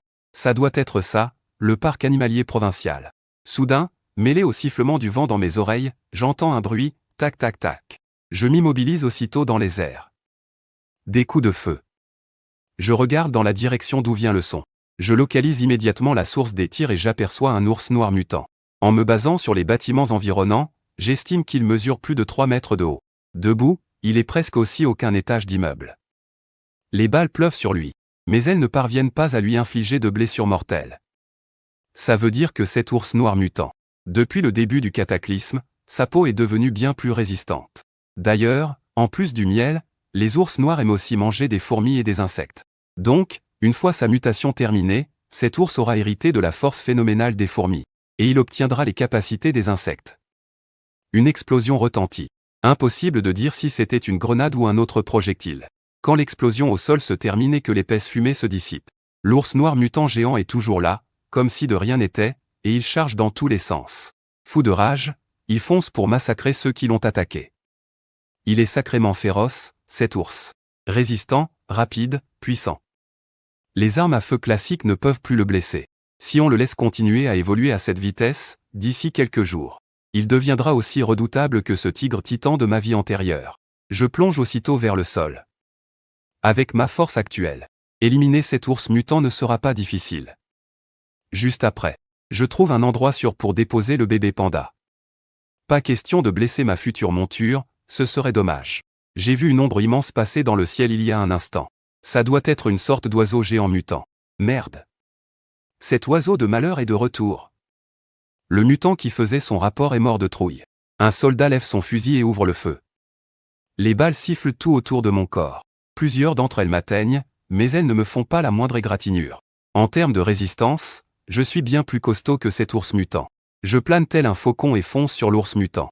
Puis, je lui assène un coup de pied derrière la tête, envoyant cette bête de plusieurs tonnes valser dans les airs. Elle s'écrase sur une voiture en stationnement et la réduit en un tas de ferrailles. Les quelques soldats survivants sont abasourdis. Ils se demandent même s'ils ne sont pas en train de rêver. C'est un ami, ne tirez pas. En entendant ma voix, un soldat, à la fois stupéfait et embarrassé, me demande. Vous n'êtes pas blessé? Je croyais que c'était un de ces oiseaux mutants géants qui nous attaquait. C'est pour ça que j'ai tiré sans réfléchir. Cet ours n'est pas une créature que vous pouvez abattre. Alors, si vous ne voulez pas finir dévoré par lui, il faut fuir au plus vite. Bien que les armes à feu et les obus ordinaires ne puissent pas tuer une bête avec une telle défense, les munitions perforantes, elles, peuvent encore représenter une menace mortelle pour ces créatures mutantes au début. C'est pourquoi, au début, ceux qui ont rapidement pris le dessus étaient essentiellement des militaires, ainsi que des dirigeants haut placés. Cependant, il ne faudra pas longtemps avant que leur pouvoir et leur statut ne soient réduits en cendres. Après tout, une fois que l'ordre s'effondre complètement, il est très difficile de le rétablir. C'est pour ça que dans ma vie précédente, jusqu'à ma mort, je n'ai vu aucun espoir pour l'humanité de reconstruire sa civilisation et de rétablir l'ordre social.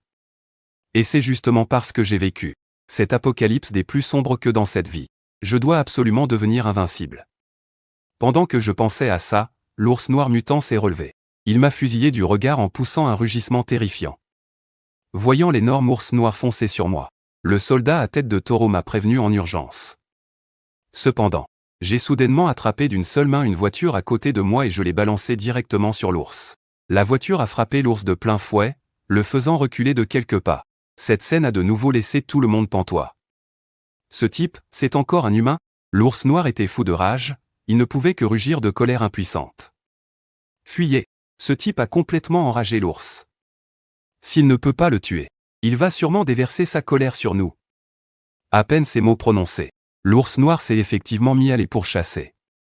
Au même moment, je me suis penché et j'ai accéléré pour lui donner un coup de pied. Ce coup, chargé d'un courant de plus de 1000 volts. J'ai vu tous les poils de l'ours se hérisser, et une odeur de brûlé s'en est dégagée. Mais ce n'était pas assez pour le tuer, ni même pour le blesser gravement. Profitant du moment où l'ours était sonné par le choc électrique, je me suis immédiatement approché. J'ai attrapé sa queue courte et épaisse, et ensuite, soulevant cet ours noir géant de 1000 ou 2000 kilos, je me suis envolé dans le ciel. Merde, on dirait qu'il s'est envolé avec l'ours. Comment on va faire notre rapport, nous? J'ai emmené l'ours noir en haute altitude, puis je l'ai laissé tomber en chute libre. Il a été tué sur le coup. Pour éviter une contre-attaque de dernière minute, je lui ai porté un autre coup pour être sûr. Ensuite, j'ai extrait l'orbe d'âme de bête de l'ours. Puis j'ai absorbé le reste de son énergie. Cette fois, j'ai senti mon corps devenir encore plus fort. Tous mes muscles sont devenus comme ceux de l'ours noir, pleins de force et d'explosivité. Quand les soldats sont revenus, j'étais déjà parti. On avait enfin trouvé une bête mutante aussi puissante. Et au final, quelqu'un nous l'a piqué sous le nez. Rien que d'y penser, c'est frustrant et rageant. Être faible et incompétent, c'est le péché originel. Même s'ils ne l'avaient pas prise, on n'aurait jamais pu chasser cet ours noir mutant nous-mêmes. Ils n'ont donc pu que changer de cible, se reportant sur d'autres bêtes. À ce moment-là, j'étais déjà entré dans le parc animalier. J'ai commencé à chasser sans pitié les animaux mutants que je trouvais. Les orbes d'âme de bête allaient devenir la ressource la plus convoitée, et la plus importante de ce monde. Peu importe l'espèce ou la qualité de la bête, d'innombrables personnes se rueront dessus pour les obtenir. C'est pourquoi, même si je les méprise, et que je ne veux pas absorber les orbes d'âme de bêtes de bas niveau, je les collectionnerai quand même. Elles me seront très utiles plus tard. De plus, j'élève maintenant un petit panda. Donc je peux garder ces orbes de bas niveau pour le nourrir. Qui sait, avec le temps, ce petit panda pourrait lui aussi muter, et devenir extrêmement puissant. C'est à ce moment-là que j'ai entendu le bruit d'un hélicoptère. En dessous, un énorme câble d'acier soutenait une gigantesque cage en fer. À l'intérieur, une dizaine de cadavres de bêtes mutantes, toutes très communes. Des chats, des chiens, des animaux faciles à abattre au début. Je savais qu'une fois ces soldats partis, ils ne tarderaient pas à revenir avec des armes plus puissantes pour chasser des bêtes mutantes plus fortes. J'ai donc accéléré le pas, à la recherche de ma prochaine cible dans le zoo safari. La bête mutante Libao, réputée pour sa vitesse, et celle dont les capacités sensorielles rivalisent avec un radar, capable de localiser ses proies sans effort. En voyant le soleil se lever peu à peu, il était temps de faire une pause.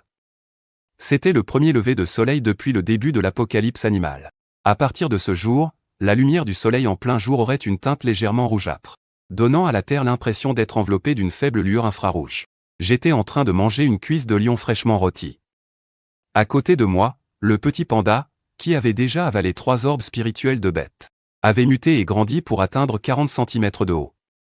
Il tenait dans ses bras un bambou que je venais de couper aux os, et le mâchait lentement. Si je ne l'avais pas vu de mes propres yeux, je n'arriverais pas à croire qu'il s'agissait d'un bébé panda, né il y a à peine une demi-journée. Mais ce qui m'a surpris, c'est que le petit panda avait déjà avalé 5 orbes spirituels de bête. Et une fois que le petit a eu fini, il y a bien eu un changement notable, mais son apparence est restée celle d'un panda. Je me demande s'il pourra acquérir les capacités spéciales des autres bêtes mutantes. Et, petit couineur, tu manges de la viande de lion? J'ai arraché un morceau de viande de lion, et je l'ai tendu au petit panda qui était assis sagement à côté, en train de grignoter son bambou. Le petit s'est approché pour le renifler, puis a secoué la tête. Il a refusé et a continué à mâcher son bambou. Il ne mange ni viande crue, ni viande cuite. Apparemment, après avoir avalé l'orbe spirituel du Jimaoyu, il n'a pas hérité des capacités ni de l'instinct du tigre. Bon, maintenant, je vais rentrer pour bien dormir. Au début, les bêtes se cachent toutes pendant la journée. Je me suis avancé et j'ai déployé mes ailes. En voyant ça, le petit a aussitôt attrapé son bout de bambou à moitié mangé et m'a suivi en trottinant. Après avoir absorbé une grande quantité d'énergie animale, je pense que le développement de mon cerveau a peut-être atteint 50%, voire plus. Je peux donc à nouveau maîtriser l'énergie de l'orbe spirituel de bête en moi, et annuler ses transformations physiques. J'ai soulevé le bébé panda, et je l'ai mis sur mon épaule. Pour l'instant, c'est moi qui te porte. Mais quand tu auras muté en une bête géante, ce sera à mon tour de te monter.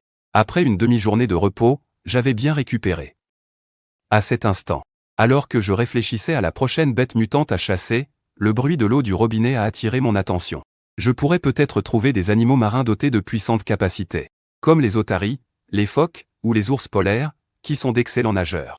Quand je suis arrivé à l'aquarium, il était évident qu'il avait fermé ses portes hier soir, avant que la catastrophe ne frappe. Mais ça n'allait pas m'arrêter. L'intérieur de l'aquarium était plongé dans le noir.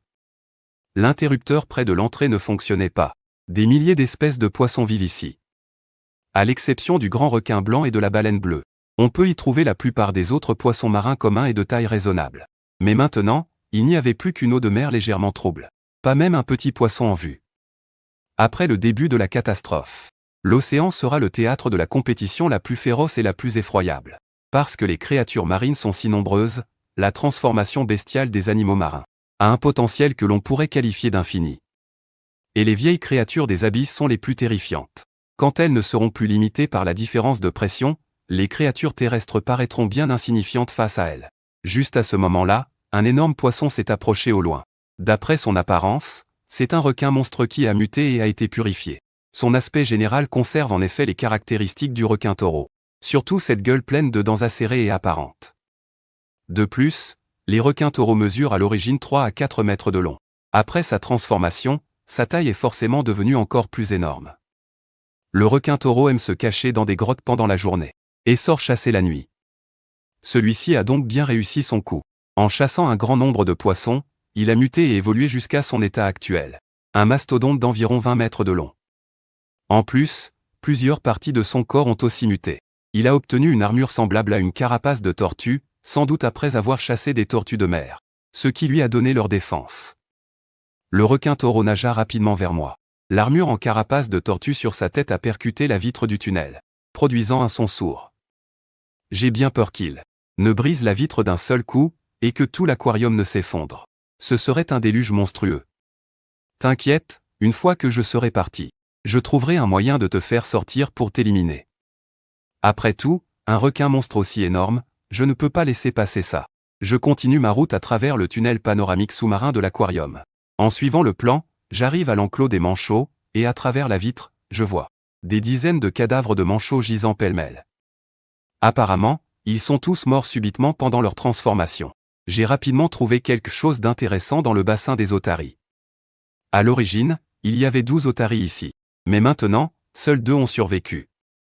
Elles ont tué et dévoré tous leurs congénères. Leurs corps sont devenus exceptionnellement grands. La plus grosse de ces otaries mesure plus de 4 mètres de long. En voyant une créature si imposante, et dont la défense n'est sûrement pas à négliger, pendant un instant, je n'ai plus su comment les chasser. Des armes ordinaires ne pourraient absolument pas les blesser. Et à main nue, j'ai l'impression que même avec toute ma force, frapper leur épaisse couche de graisse ne leur ferait probablement rien du tout. Mais pour moi, ces lourdes otaries ne représentent pas non plus une grande menace. J'ai pris le petit panda qui était sur mon épaule, et je l'ai posé sur un siège dans les gradins. Le petit panda s'est assis sagement, grignotant son bambou tout en regardant le spectacle. J'ai défoncé la porte et je suis entré. Les 2 otaries se sont immédiatement mises en alerte. Juste après, j'ai foncé droit sur elle. J'ai fait une feinte pour passer dans son dos, tentant d'attraper sa queue pour la fracasser à mort. Cependant, j'avais sous-estimé la force de l'otarie. À peine avais-je saisi sa queue, qu'elle s'est immédiatement libérée d'un coup de fouet, et sa force monstrueuse m'a projeté à 3 ou 4 mètres. J'ai failli tomber. Décidément, il va falloir que je sorte le grand jeu. J'ai arrêté de me retenir et j'ai libéré toute l'énergie de la perle d'âme bestiale dans mon corps. Instantanément, ma taille est passée d'1,75 m à 2,45 m. Ma carrure est aussi devenue beaucoup plus imposante. Les contours bien définis de mes muscles saillants sur tout mon corps inspiraient une puissance brute. Mes mains sont devenues aussi larges et puissantes que des pattes d'ours, et mes ongles aussi durs, pointus et longs que des griffes d'ours. Cette fois, j'ai choisi d'attaquer de front et, profitant de ma vitesse, je l'ai chargé sans attendre. J'ai violemment écrasé au sol la tête de l'otarie qui fonçait sur moi, la gueule grande ouverte. Au même moment, les cellules batteries de mon corps, chargées à bloc, ont commencé à libérer un courant à haute tension, électrocutant l'otarie qui a poussé un cri strident. Je sais qu'une décharge à pleine puissance peut tuer une bête mutante ordinaire sur le coup. Mais contre une bête mutante géante aussi résistante, ça ne peut que la paralyser et la blesser gravement. Alors j'ai profité de mon avantage pour enchaîner. Les 5 doigts de ma main droite, semblables à une patte d'ours, se sont légèrement courbés, puis comme les serres d'un aigle fondant sur sa proie. Ils se sont rapidement plantés dans le dos de l'otarie, y traçant violemment 5 entailles sanglantes. L'instant d'après, ma queue est entrée en action. Les pics à son extrémité, passant par les blessures du dos, ont pénétré facilement dans le corps de l'otarie, aspirant frénétiquement son énergie. Quand l'autre a vu à quel point j'étais fort, elle a soudainement nagé vers la rive opposée, semblant vouloir s'enfuir par une autre sortie. 2 minutes plus tard, d'un bond, j'étais devant elle. La puissance de ma patte d'ours était encore renforcée. Cette fois, je m'en suis débarrassé facilement. Ensuite, j'ai récupéré leur Shuling Ju. Le petit panda avait fini de grignoter son bambou. Voyant qu'il avait regardé sagement sans faire de bêtises, j'ai décidé de prendre, parmi les 3 Shuling Ju des otaries, la plus nulle pour la donner à manger au petit panda. Le petit panda avait déjà mangé quelques Shuling Ju auparavant. Bien qu'elle n'ait aucun goût, il pouvait sentir sa force augmenter après en avoir mangé. Il a donc joyeusement attrapé la perle de la taille d'une balle de ping-pong, et s'est mis à la lécher. J'observais attentivement les changements chez le petit panda après qu'il a avalé la Shuling Ju. Et alors? Toujours aucun changement. Là, j'ai halluciné. Ce truc est-il vraiment une espèce mutante? Le petit panda a encore un peu grandi entre-temps. Je regarde ce panda qui avale des Shuling Ju, qui grandit, mais qui ne mute pas. Dépité, je l'ai attrapé par la peau du cou et je l'ai balancé au-dessus du bassin. Le petit panda a poussé un cri de surprise, puis a décrit une belle parabole, avant de tomber avec un plouf dans l'eau claire. Des bulles se sont aussitôt mises à remonter à la surface. Juste au moment où je pensais qu'il allait se noyer et que j'hésitais à plonger pour lui sauver les fesses. Le petit panda a soudainement refait surface, puis a nagé jusqu'au bord en faisant le petit chien, tout en s'étouffant. Foutu. C'est complètement foutu.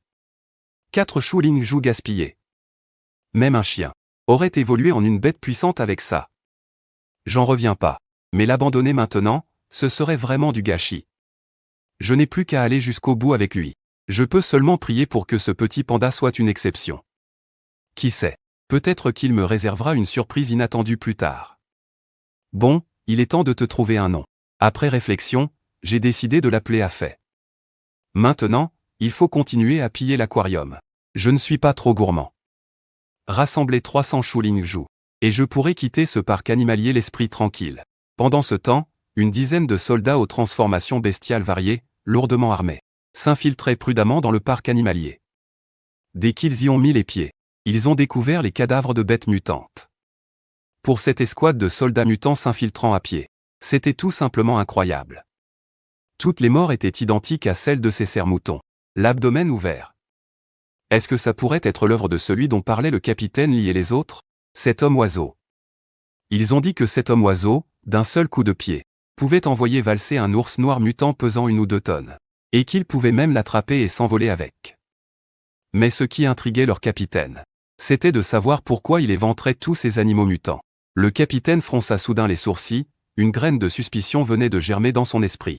Nous avons chassé de nombreux animaux mutants toute la nuit.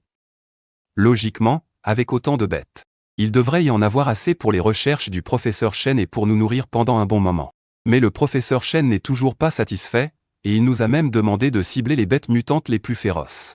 Cette fois, il nous a carrément envoyés à l'aquarium pour chasser de grands animaux marins. Un autre soldat a suggéré que nous pourrions en trouver un et le chasser, puis lui ouvrir le ventre pour voir s'il y avait quelque chose de spécial à l'intérieur. Ils n'ont pas tardé à tuer une bête mutante et lui ont ouvert l'abdomen avec un couteau militaire. Peu de temps après, ils y ont découvert une perle Shuling.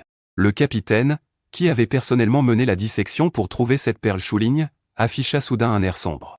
C'est parce qu'il sentait vaguement l'énergie qui émanait de cette perle Shuling. Alors, il ouvrit la bouche et, prenant un risque, avala la perle d'un coup. Le capitaine Wang sentit instantanément son corps déborder d'énergie. Alors, dans son excitation, il serra les dents et gronda, « On s'est fait mener comme des chiens ». À peine ces mots prononcés, son corps commença à montrer des signes d'une seconde mutation.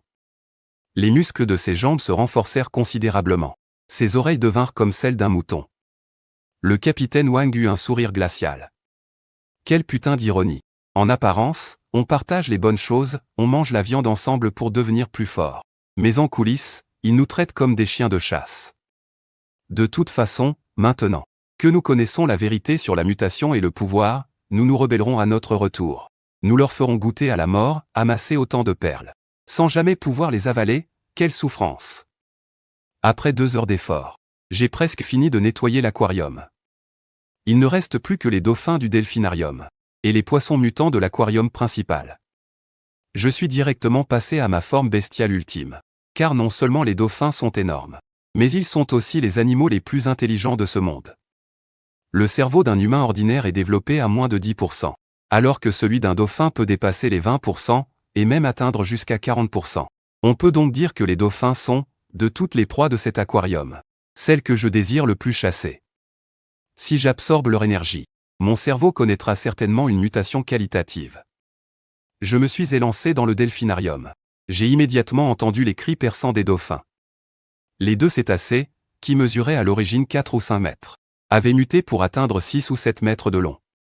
Profitant du fait que les deux dauphins, après leur mutation, étaient piégés dans le bassin, sans nourriture, et si affaiblis qu'ils n'attendaient que le coup de grâce, j'ai activé ma forme bestiale ultime, je suis entré dans l'eau et j'ai projeté ces deux bêtes hors du bassin. Le petit panda, effrayé, s'est enfui en courant. Puis il s'est mis à gémir, semblant plaindre ces deux malheureux dauphins. Je suis un chasseur froid et sans émotion maintenant. Je me suis adressé au petit panda à fait. Ce n'est pas parce que d'autres animaux ont l'air pitoyables et poussent des cris de douleur qu'il faut avoir pitié d'eux et les épargner. C'est un monde où règne la loi du plus fort. Tu les trouves pitoyables, et alors? Les animaux qu'ils ont dévorés, eux, ne l'étaient pas? Ces paroles ne semblaient pas seulement destinées au panda. Elles sonnaient plutôt comme si je me les adressais à moi-même, pour me rendre plus déterminé, plus impitoyable encore, afin de tuer la proie devant moi. Si je ne les tue pas, ils mourront de faim de toute façon. Ou alors ils se feront tuer par quelqu'un d'autre. Les âmes charitables ne font pas long feu dans l'Apocalypse. Après avoir extrait les deux perles Shuling des corps des dauphins, j'ai utilisé ma queue pour absorber leur énergie. Je sentais mon esprit et ma vitalité se restaurer et se renforcer visiblement. C'est alors que j'ai soudain découvert. Ma vue et mon ouïe se sont considérablement améliorés. Et ce, juste en absorbant leur énergie. Le résultat est déjà si flagrant. Si seulement je pouvais dévorer les perles d'esprit bestial qu'ils ont en eux. Mon cerveau pourrait alors vraiment connaître une mutation purificatrice. J'ai directement avalé l'une des perles d'esprit bestial, et j'ai senti les signes de mutation apparaître dans mon corps. Cette fois, ni mes traits ni ma peau n'ont pris les caractéristiques du dauphin. Cependant, sous mes ailes, un aileron dorsal a poussé. Mon énergie spirituelle, qui n'était qu'un ruisseau dans mon esprit, s'est soudainement transformée en de puissants fleuves. Puis, ils ont convergé pour former un vaste océan dans ma tête. Cette sensation d'énergie mentale débordante. C'est un pur bonheur pour le corps et l'esprit. Je suis plein d'énergie. C'est incroyable. Je peux maintenant contrôler parfaitement l'énergie des perles d'esprit bestial. Et je peux même canaliser l'énergie des perles d'esprit bestial, pour l'appliquer sur des parties spécifiques de mon corps. Par la pensée, j'ai contrôlé la queue dans mon dos. Les ailes et l'aileron se sont immédiatement rétractés dans mon corps, me redonnant mon apparence humaine normale. Cette scène a de nouveau laissé Afé bouche bée. Il s'est encore frotté ses cernes. Puis il m'a regardé, moi, ce visage à la fois familier et étranger, la bouche légèrement entr'ouverte. Comme si sa mâchoire allait se décrocher. Parfait. J'ai vraiment réussi. Je peux reprendre ma forme humaine en une seule pensée. Au moment où je contrôlais mon apparence, la capacité innée des dauphins, semblable à un sonar, m'a permis de capter et de localiser une information capitale à très grande distance. Quelqu'un est entré dans l'aquarium. Il me semble qu'ils sont 11 au total. Cette capacité de localisation, tel un radar sonar, m'a rendu encore plus euphorique. Je quitte le delphinarium et me dirige vers l'extérieur. Les types de l'aquarium doivent être les soldats qui ont atterri à proximité avec l'hélicoptère de transport. On dirait bien que l'armée connaît déjà le secret des perles d'esprit bestial à l'intérieur des créatures. Au même moment, le groupe entendit un da-da-da, le son de pas lourd provenant des profondeurs de l'aquarium. Le capitaine Wang leva la main en signe d'alerte, et clic, clic, clic, ils levèrent leurs armes. Ils pointèrent leurs canons sombres droit devant, dans l'obscurité. J'en suis sorti, l'air de rien. 2 fusils de précision lourds, semblables à des barrettes, étaient pointés sur ma tête.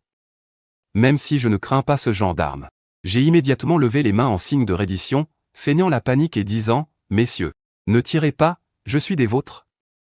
C'était la première fois que le panda a fait voyer autant de monde.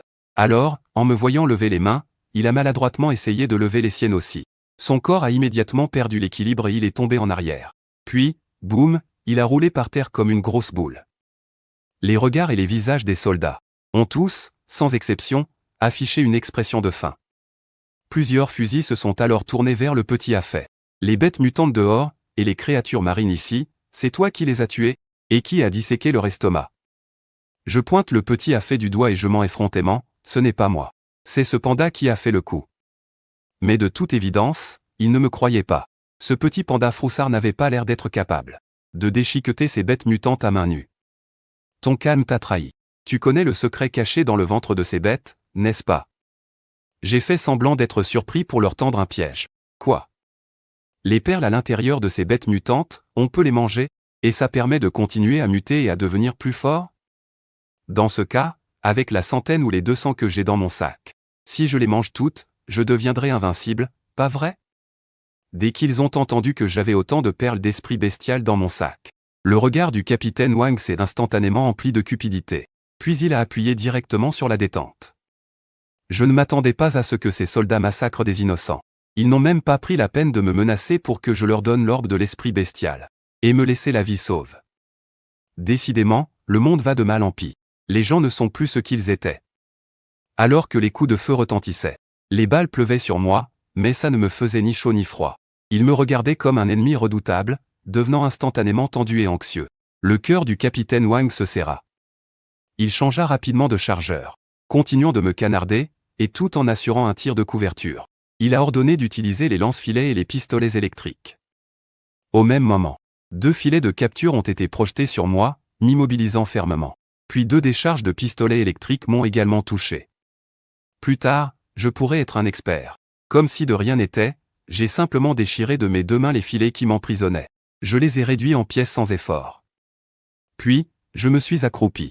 J'ai ramassé une poignée de douilles sur le sol et je les ai violemment lancées sur eux. Certains se sont immédiatement effondrés en hurlant. Mais c'est quoi, ce type? Il est humain au moins. Un soldat, paniqué, implorait pitié. D'un mouvement fulgurant, j'ai anéanti leur chef, le capitaine Wang. Mon poing surpuissant a directement fait exploser sa tête, ainsi que son casque pare-balles. Ne me tue pas. Je ne t'ai pas tiré dessus. Le soldat qui parlait était si terrifié qu'il a lâché son arme.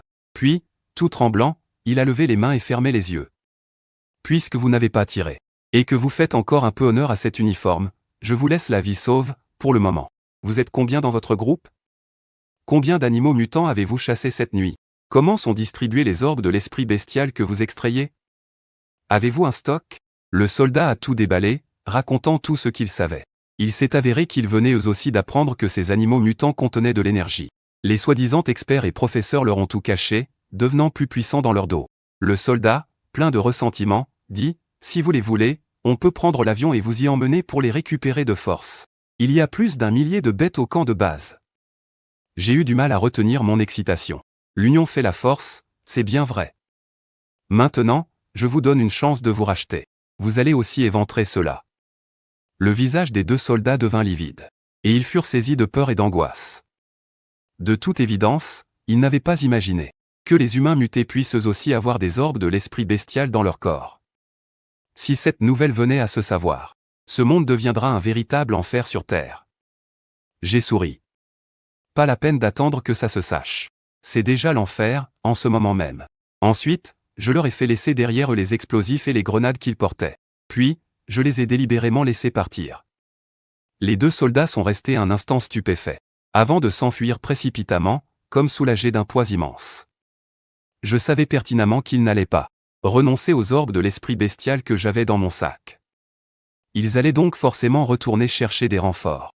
Ce qu'ils ignoraient, c'est que quelle que soit leur décision, ils finiraient par tomber dans le piège que je leur avais préparé. Bon, maintenant, il faut s'occuper du requin. J'ai installé les explosifs dans le coin inférieur gauche de la cuve en verre. Puis je les fais détonner. En une fraction de seconde, toute l'eau s'en est échappée. Un instant plus tard, le requin se débattait sur le sol. J'ai pris les 2 grenades qu'il me restait et je les ai lancées dans sa gueule. Bien que ça ne l'ait pas tué, il souffrait déjà de très graves blessures internes. Forcément, il n'a aucune protection à l'intérieur. Cette gueule béante pleine de crocs acérés était vraiment à vous glacer le sang. Pour l'empêcher de contre-attaquer avant de mourir, j'ai activé ma forme bestiale. Je lui ai balancé 2 bons coups sur la tête, mais ce requin était bien trop gros. Je devais entrer à l'intérieur pour pouvoir extraire la perle d'esprit bestial. Au même moment, le vrombissement d'un hélicoptère se faisait déjà entendre à l'extérieur du zoo. Le son s'est vite éloigné. J'ai attrapé Afé par la peau du cou. Puis j'ai déployé mes ailes pour m'envoler et suivre de loin, en haute altitude, cet hélicoptère de transport. Je suis rapidement arrivé à une base d'entraînement militaire incroyablement vaste. J'ai ensuite atterri sur le toit d'un hôtel non loin de là et j'ai sorti de mon sac les restes de snacks et de l'eau, ainsi qu'une base pour fondu et un set de cuisine, puis j'ai sorti 17 perles d'esprit de bêtes mutantes ordinaires. Je les ai mises dans la marmite pour qu'Afé les savoure tranquillement. Avec celle-ci, ça faisait un total de 30 perles d'esprit. Je refuse de croire qu'Afé sera toujours aussi gros après avoir dévoré 30 perles d'esprit. Et toujours aucun signe de transformation chez d'autres animaux. Une fois rassasié, J'ai attendu que la nuit tombe. La nuit, plusieurs soldats ont aperçu ma silhouette descendant du ciel. Pris de panique, ils ont immédiatement sonné l'alarme, attention. Invasion d'une bête mutante de type oiseau. Mais lorsque cette bête géante a atterri, ils ont découvert avec stupeur que leur adversaire était en réalité un humain mutant avec des ailes d'oiseau. Des dizaines de soldats mutés se sont immédiatement précipités, arme à la main. Le soldat que j'avais délibérément laissé partir était parmi eux. Ne tirez pas, c'est un humain. C'est l'homme-oiseau incroyablement puissant dont nous parlions tout à l'heure. C'est lui. Juste après, leur capitaine s'est avancé.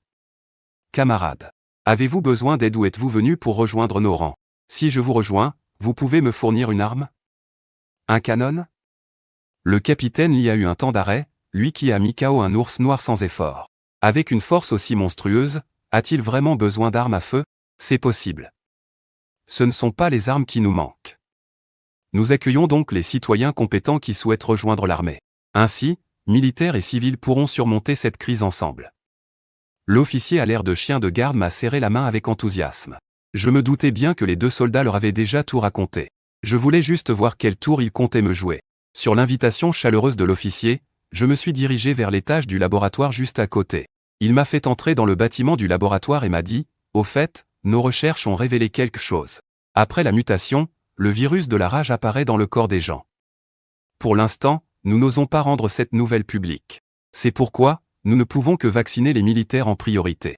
Quant à ceux qui ne peuvent pas être vaccinés contre la rage dans les 48 heures, ils risquent fort de mourir subitement, ou de perdre la raison et de devenir sanguinaires et violents. » J'ai ricané intérieurement.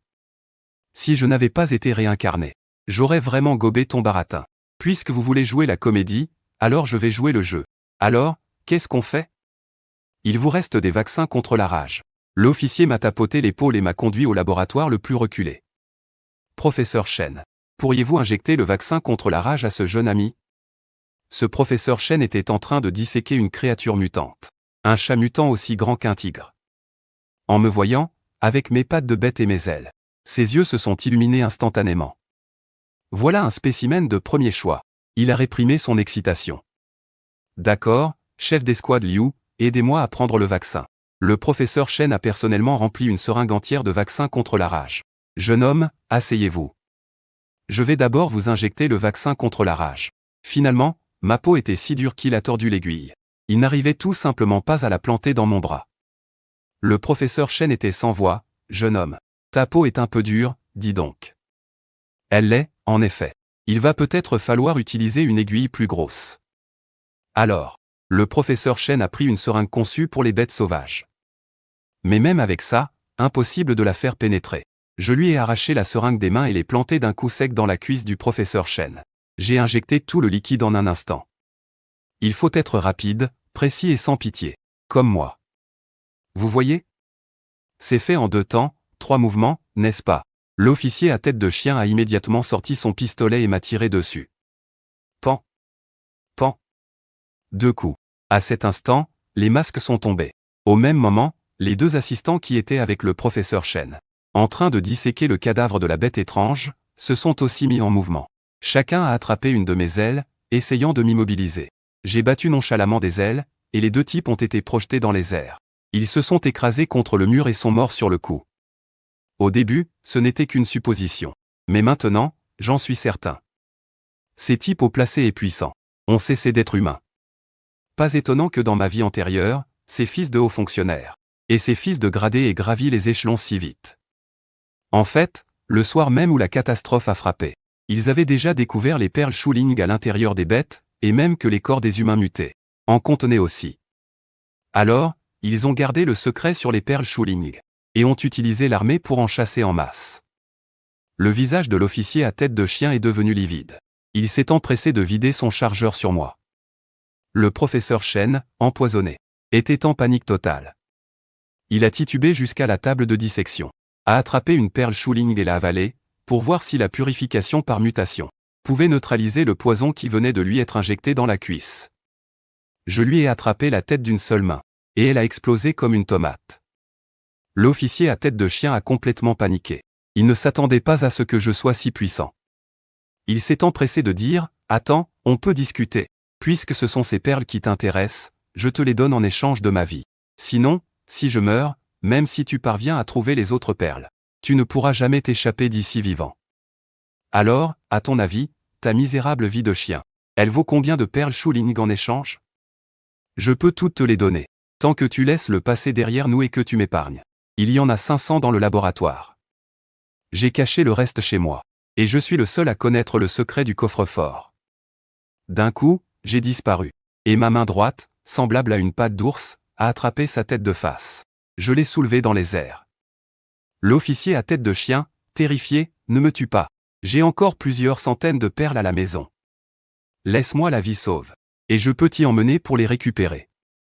C'est seulement à ce moment-là que je l'ai reposé à terre. L'officier à tête de chien tremblait encore de peur. S'il n'avait pas dit qu'il avait encore des centaines de perles Shu Ling chez lui, il se serait probablement fait écraser la tête à l'instant. Il s'est dépêché de sortir les perles Shu Ling qui avaient été collectées dans la salle de dissection.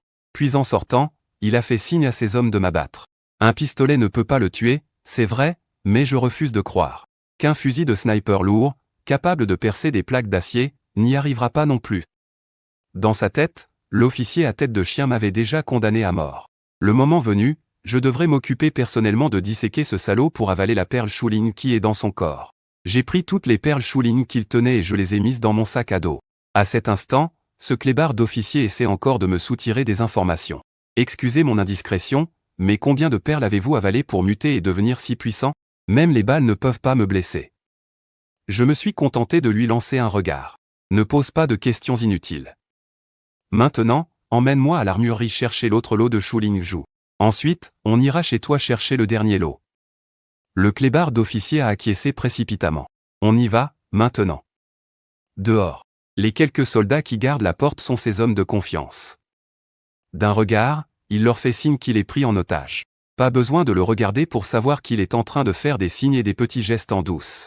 Dis-moi, si je racontais à tout le monde que tu les as tous trompés pour garder et t'approprier tous les Shu Ling Zhu, est-ce que tes propres hommes ne te cribleraient pas de balles? S'ils ne me croient pas, ta situation deviendrait particulièrement dangereuse. Et s'ils me croient, ça ne se passera pas bien pour toi non plus. Et à cause de ça, tu vas aussi perdre tous les Shu Ling Zhu que tu as cachés. Et il y a une autre possibilité, c'est qu'ils me croient, puis qu'ils te tuent. Et au final, tous les Shu Ling Zhu finiront quand même entre mes mains. Un petit rire m'échappe, parce qu'en entrant tout à l'heure, j'ai délibérément activé l'enregistreur de mon téléphone. À cet instant, l'officier a vraiment paniqué. Il a subitement usé de toute sa force pour se libérer de mon bras droit qui l'entourait. Puis, tel un chien, il s'est mis à quatre pattes et s'est enfui lamentablement en hurlant « Tirez !» Il a tué le professeur Chen. Les deux gardes postés à l'entrée ont aussitôt levé leurs mitraillettes et m'ont arrosé. J'ai déployé mes ailes, sans me presser, et j'ai paré les balles. Il fallait éviter que mon sac à dos ne soit déchiqueté, sinon les Shu Ling Zhu à l'intérieur seraient tombés. Quant à ce clébard d'officier qui court assez vite, je ne suis pas pressé de l'attraper. Je l'ai d'abord laissé courir sur 39 mètres. Ensuite, j'ai attrapé à main nue une balle qui passait près de mon visage, j'ai visé sa jambe et je l'ai projetée. L'officier s'est étalé de tout son long. Fusil d'assaut, mitrailleuse, fusil de sniper. Toutes sortes de projectiles se sont mis à pleuvoir sur moi. En me voyant ignorer les balles et marcher droit vers leur officier, tout le monde était complètement abasourdi. C'est trop dingue. Comment a-t-il bien pu muter comme ça, muter au point d'être invulnérable aux armes? Je me suis baigné dans cette pluie de balles. Et je devais bien admettre que ce clébard d'officier avait de l'autorité. En même temps, j'avais de la peine pour ces soldats. Tu cours vite, pour un kleps. J'ai attrapé sa tête d'une seule main. J'ai soulevé son corps et l'ai placé devant moi. Vous le servez loyalement et vous vous dévouez pour être ses larbins. Vous risquez votre vie pour lui, mais vous n'obtenez pas un seul Shu Ling Zhu en retour. Vous feriez mieux d'être mes larbins à moi. Au moins, je vous donnerai une part. Tous les soldats étaient perplexes. Des Shu Ling Zhu? C'est quoi, ça? Soudain, un coup de feu a retenti. Un sniper sur le toit de l'immeuble voisin a visé ma tête et a tiré. Cependant, à l'instant même où le coup est parti, j'avais déjà réagi. J'ai simplement levé une aile pour bloquer la balle. J'ai lancé un regard dans sa direction, ce qui lui a donné des sueurs froides. Ce type est complètement abusé, non? Comment peut-il réagir si vite? Il a même arrêté une balle de sniper. Où est l'armurerie? C'est quoi le code du coffre? L'officier, que je tenais par la tête et soulevais d'une seule main, se débattait de douleur. Si je ne te dis rien, j'ai encore une petite chance de m'en sortir. Si je te le dis, je suis mort à coup sûr. Je l'ai jeté par terre comme un déchet, puis j'ai écrasé sa jambe. L'officier a poussé un cri à vous fendre l'âme, et juste après. Quelqu'un sait où il habite? Au même moment, le sniper a encore tiré. Je me suis penché en arrière, esquivant de justesse une balle en pleine tête. J'en ai eu marre de lui. Je me suis envolé directement vers le sniper sur le toit d'à côté. Effrayé, il est devenu blême. Sa main qui tenait le fusil de précision s'est mise à trembler sans qu'il puisse s'arrêter. En un clin d'œil, j'étais sur lui. Et tel un aigle attrapant un poussin. Je l'ai ramené d'une seule main. Ma patience a des limites. Le prochain qui ose me tirer dessus finira comme ce fusil de précision. C'est clair? J'ai pris le fusil des mains du type et je l'ai brisé net en deux. Les centaines de soldats présents ont commencé à paniquer. Personne n'osait plus tirer. Ensuite, j'ai trouvé leur salle de diffusion et j'ai passé l'enregistrement que j'ai fait tout à l'heure dans le laboratoire. Je l'ai diffusé en entier. À part quelques-uns qui étaient au courant. Les deux que j'ai laissés partir et ce capitaine Lee. Tous les autres n'y comprenaient rien. J'ai pris le micro. Je leur ai expliqué le pouvoir des orbes spirituels de Beth. Vos chers supérieurs, l'officier et le professeur Shen. Ils connaissaient ce secret depuis le début, mais ils vous l'ont caché. Ils vous ont envoyé chasser des bêtes jusqu'à la mort, et pendant ce temps, sous prétexte de faire des recherches, ils collectaient en secret les orbes spirituels. Une fois qu'ils en auraient eu assez, ils les auraient dévorés en cachette pour devenir surpuissants. Et vous, leur larbin, vous ne saviez rien. Vous obéissiez bêtement à ses ordres, risquant votre peau pour lui. L'officier chien semblait savoir qu'il était foutu. Supportant l'atroce douleur de sa jambe brisée, il a ricané, « Tant que je ne vous donne pas le mot de passe, vous ne pourrez jamais de votre vie récupérer ces orbes spirituels dans le coffre de l'armurerie. » À peine avait-il fini sa phrase que j'ai défoncé d'un coup de pied les portes en acier massif de plusieurs tonnes. Tout le monde était abasourdi. « C'est ça, le coffre ?» J'ai balancé 2 grands coups de poing dans la serrure à combinaison. Puis j'ai arraché la porte du coffre à main nue. À cet instant, l'officier chien a complètement perdu espoir. J'ai sorti une valise de l'intérieur. Je l'ai ouverte, elle était pleine d'orbes spirituels de Beth. Apparemment, il n'y en a que pour 4 ou 500 grammes. La majeure partie a dû être ramenée chez lui par cet officier chien. Pour vous, qui êtes des centaines, cette quantité d'orbes spirituels ne suffit même pas. Alors, je me sers. Si quelqu'un n'est pas d'accord ou a assez de cran, qu'il essaie de venir me les prendre. Tout en parlant, je versais ces 4 ou 500 orbes spirituels dans mon sac à dos, jusqu'à ce qu'il n'en reste qu'une dizaine qui ne rentraient pas. Au fait, qui sait où habite ce salaud? Celui qui m'y emmène. Je lui donnerai ces 14 orbes spirituels. Une fois que vous les aurez absorbés, vous devriez être assez fort pour résister aux balles et aux lames. Après avoir été témoin de ma force surhumaine, aucun des soldats présents n'a osé s'avancer pour se ruer sur les orbes spirituels. À ce moment-là, le soldat au nez de cochon que j'avais laissé partir à l'aquarium a pris la parole, « Je sais où il habite. » Parfait. Alors, emmène-moi chez lui. Et cette dizaine d'orbes spirituels restants seront à toi. Je lui ai lancé tous les orbes spirituels restants. Même s'il n'a pas pu se rebeller pour s'emparer des milliers d'orbes. En obtenir une dizaine, c'était déjà pas mal. Les soldats qui bloquaient la porte se sont tous écartés. Tout le monde voulait se précipiter pour les lui prendre, mais personne n'osait être le premier à bouger. Cependant, quelqu'un de plus déterminé s'en est pris au malheureux officier chien. Il lui a planté un poignard dans l'abdomen. Tout ce qu'il a dit est vrai. Les dompteurs de bêtes humains ont aussi des orbes spirituels dans leur corps. En un instant, la panique s'est installée. Modèle. Mes semblables, censés être des alliés, me paraissent à cet instant plus dangereux que n'importe quelle créature mutante. Pendant ce temps, je tenais le soldat au groin de porc. Et je volais en direction de la maison de l'officier à tête de chien, qu'il m'indiquait du doigt. J'espère seulement que sa famille n'a pas déjà dévoré les 5 ou 600 perles Shuling de Kima. La plus grande villa au milieu de ce quartier résidentiel de luxe sur la gauche, c'est chez lui. Le soldat au groin de porc pointait la direction, le doigt tremblant, terrifié à l'idée de ce qui lui arriverait une fois à destination. Allait-il être réduit au silence? Mais il était trop tard. Nous sommes vite arrivés devant la villa. J'ai activé ma localisation sonore pour voir combien de personnes se cachaient à l'intérieur. C'est à ce moment-là que l'appel à l'aide d'une femme, venant de pas très loin, est devenu encore plus distinct. Une seule nuit est passée, et certains commencent déjà à se comporter comme des bêtes. Ce son, faible mais audible à des kilomètres, m'a poussé à demander soudainement, est-ce que cette famille s'appelle Hong? Le soldat au groin de porc était stupéfait. Comment le savez-vous? Pas étonnant qu'il soit devenu si audacieux en une seule nuit. L'instant d'après, je volais déjà dans cette direction et arrivais devant la porte. Une odeur de sang frais et entêtante m'a frappé les narines. Les bruits à l'intérieur étaient maintenant beaucoup plus clairs. Arrête de te débattre.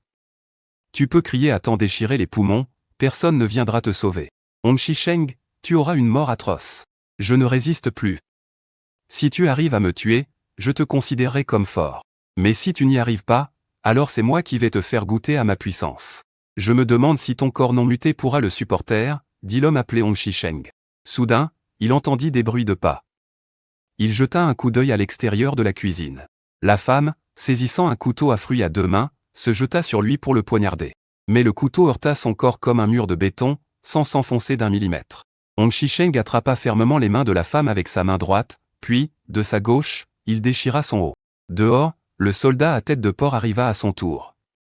En voyant les blessures sur le cadavre au sol, il comprit qu'elles avaient été infligées par un humain. J'entrai rapidement à l'intérieur. En me voyant, Hong Shisheng ne put s'empêcher de ricaner. Tiens, un connard avec des ailes. TSS, TSS, il veut jouer les héros pour sauver la demoiselle en détresse. Zhang Yunshu, les yeux rougis, implorait de l'aide, les yeux pleins de larmes.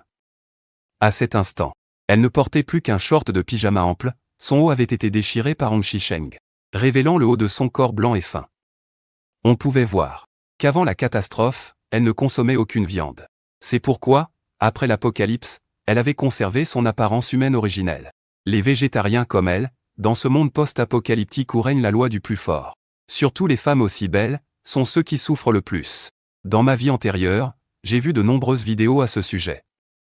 Ces célébrités et influenceuses végétariennes se faisaient séquestrer par des groupes de mutants mâles, des fils de riches puissants. La plupart d'entre eux étaient comme ça. Étonnant que la race humaine ne soit pas encore anéantie. Le temps qu'il réagisse, il découvrit que son bras droit avait été arraché net au niveau du coude par cet homme oiseau. La douleur atroce du membre arraché fit hurler Hong Shisheng. Zhang Yunshu, elle, se figea, complètement abasourdie. Son visage devint blanc comme un linge, et ses jambes se dérobèrent soudainement sous elle. Elle s'effondra au sol. Le soldat au groin de porc le savait. Hong Shisheng allait très probablement se faire tuer en un instant. Endurant la douleur insoutenable, Hong Shisheng. Il a balancé sa main gauche vers moi, mais il n'a même pas eu le temps de finir son insulte. Que sa main gauche a disparu en un instant, tout comme la droite. Il regardait Zhang Yunshu qui tremblait de tout son corps. Je lui ai rappelé, il a massacré ta famille. Si tu veux te venger de tes propres mains, je t'en donne l'occasion.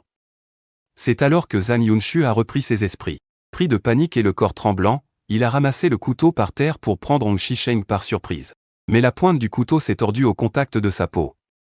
La défense physique de Hong Shisheng était à l'épreuve des balles et des lames. Les armes à feu conventionnelles et la force d'un homme ordinaire ne pouvaient absolument pas percer sa défense. Mais les yeux sont la partie la plus vulnérable du corps humain. Le corps frêle et tremblant, Zhang Yunshu s'est relevé, puis, sur le porte-couteau de la cuisine, il a pris une paire de ciseaux pointus. D'une main tremblante, il a hurlé, « Crève.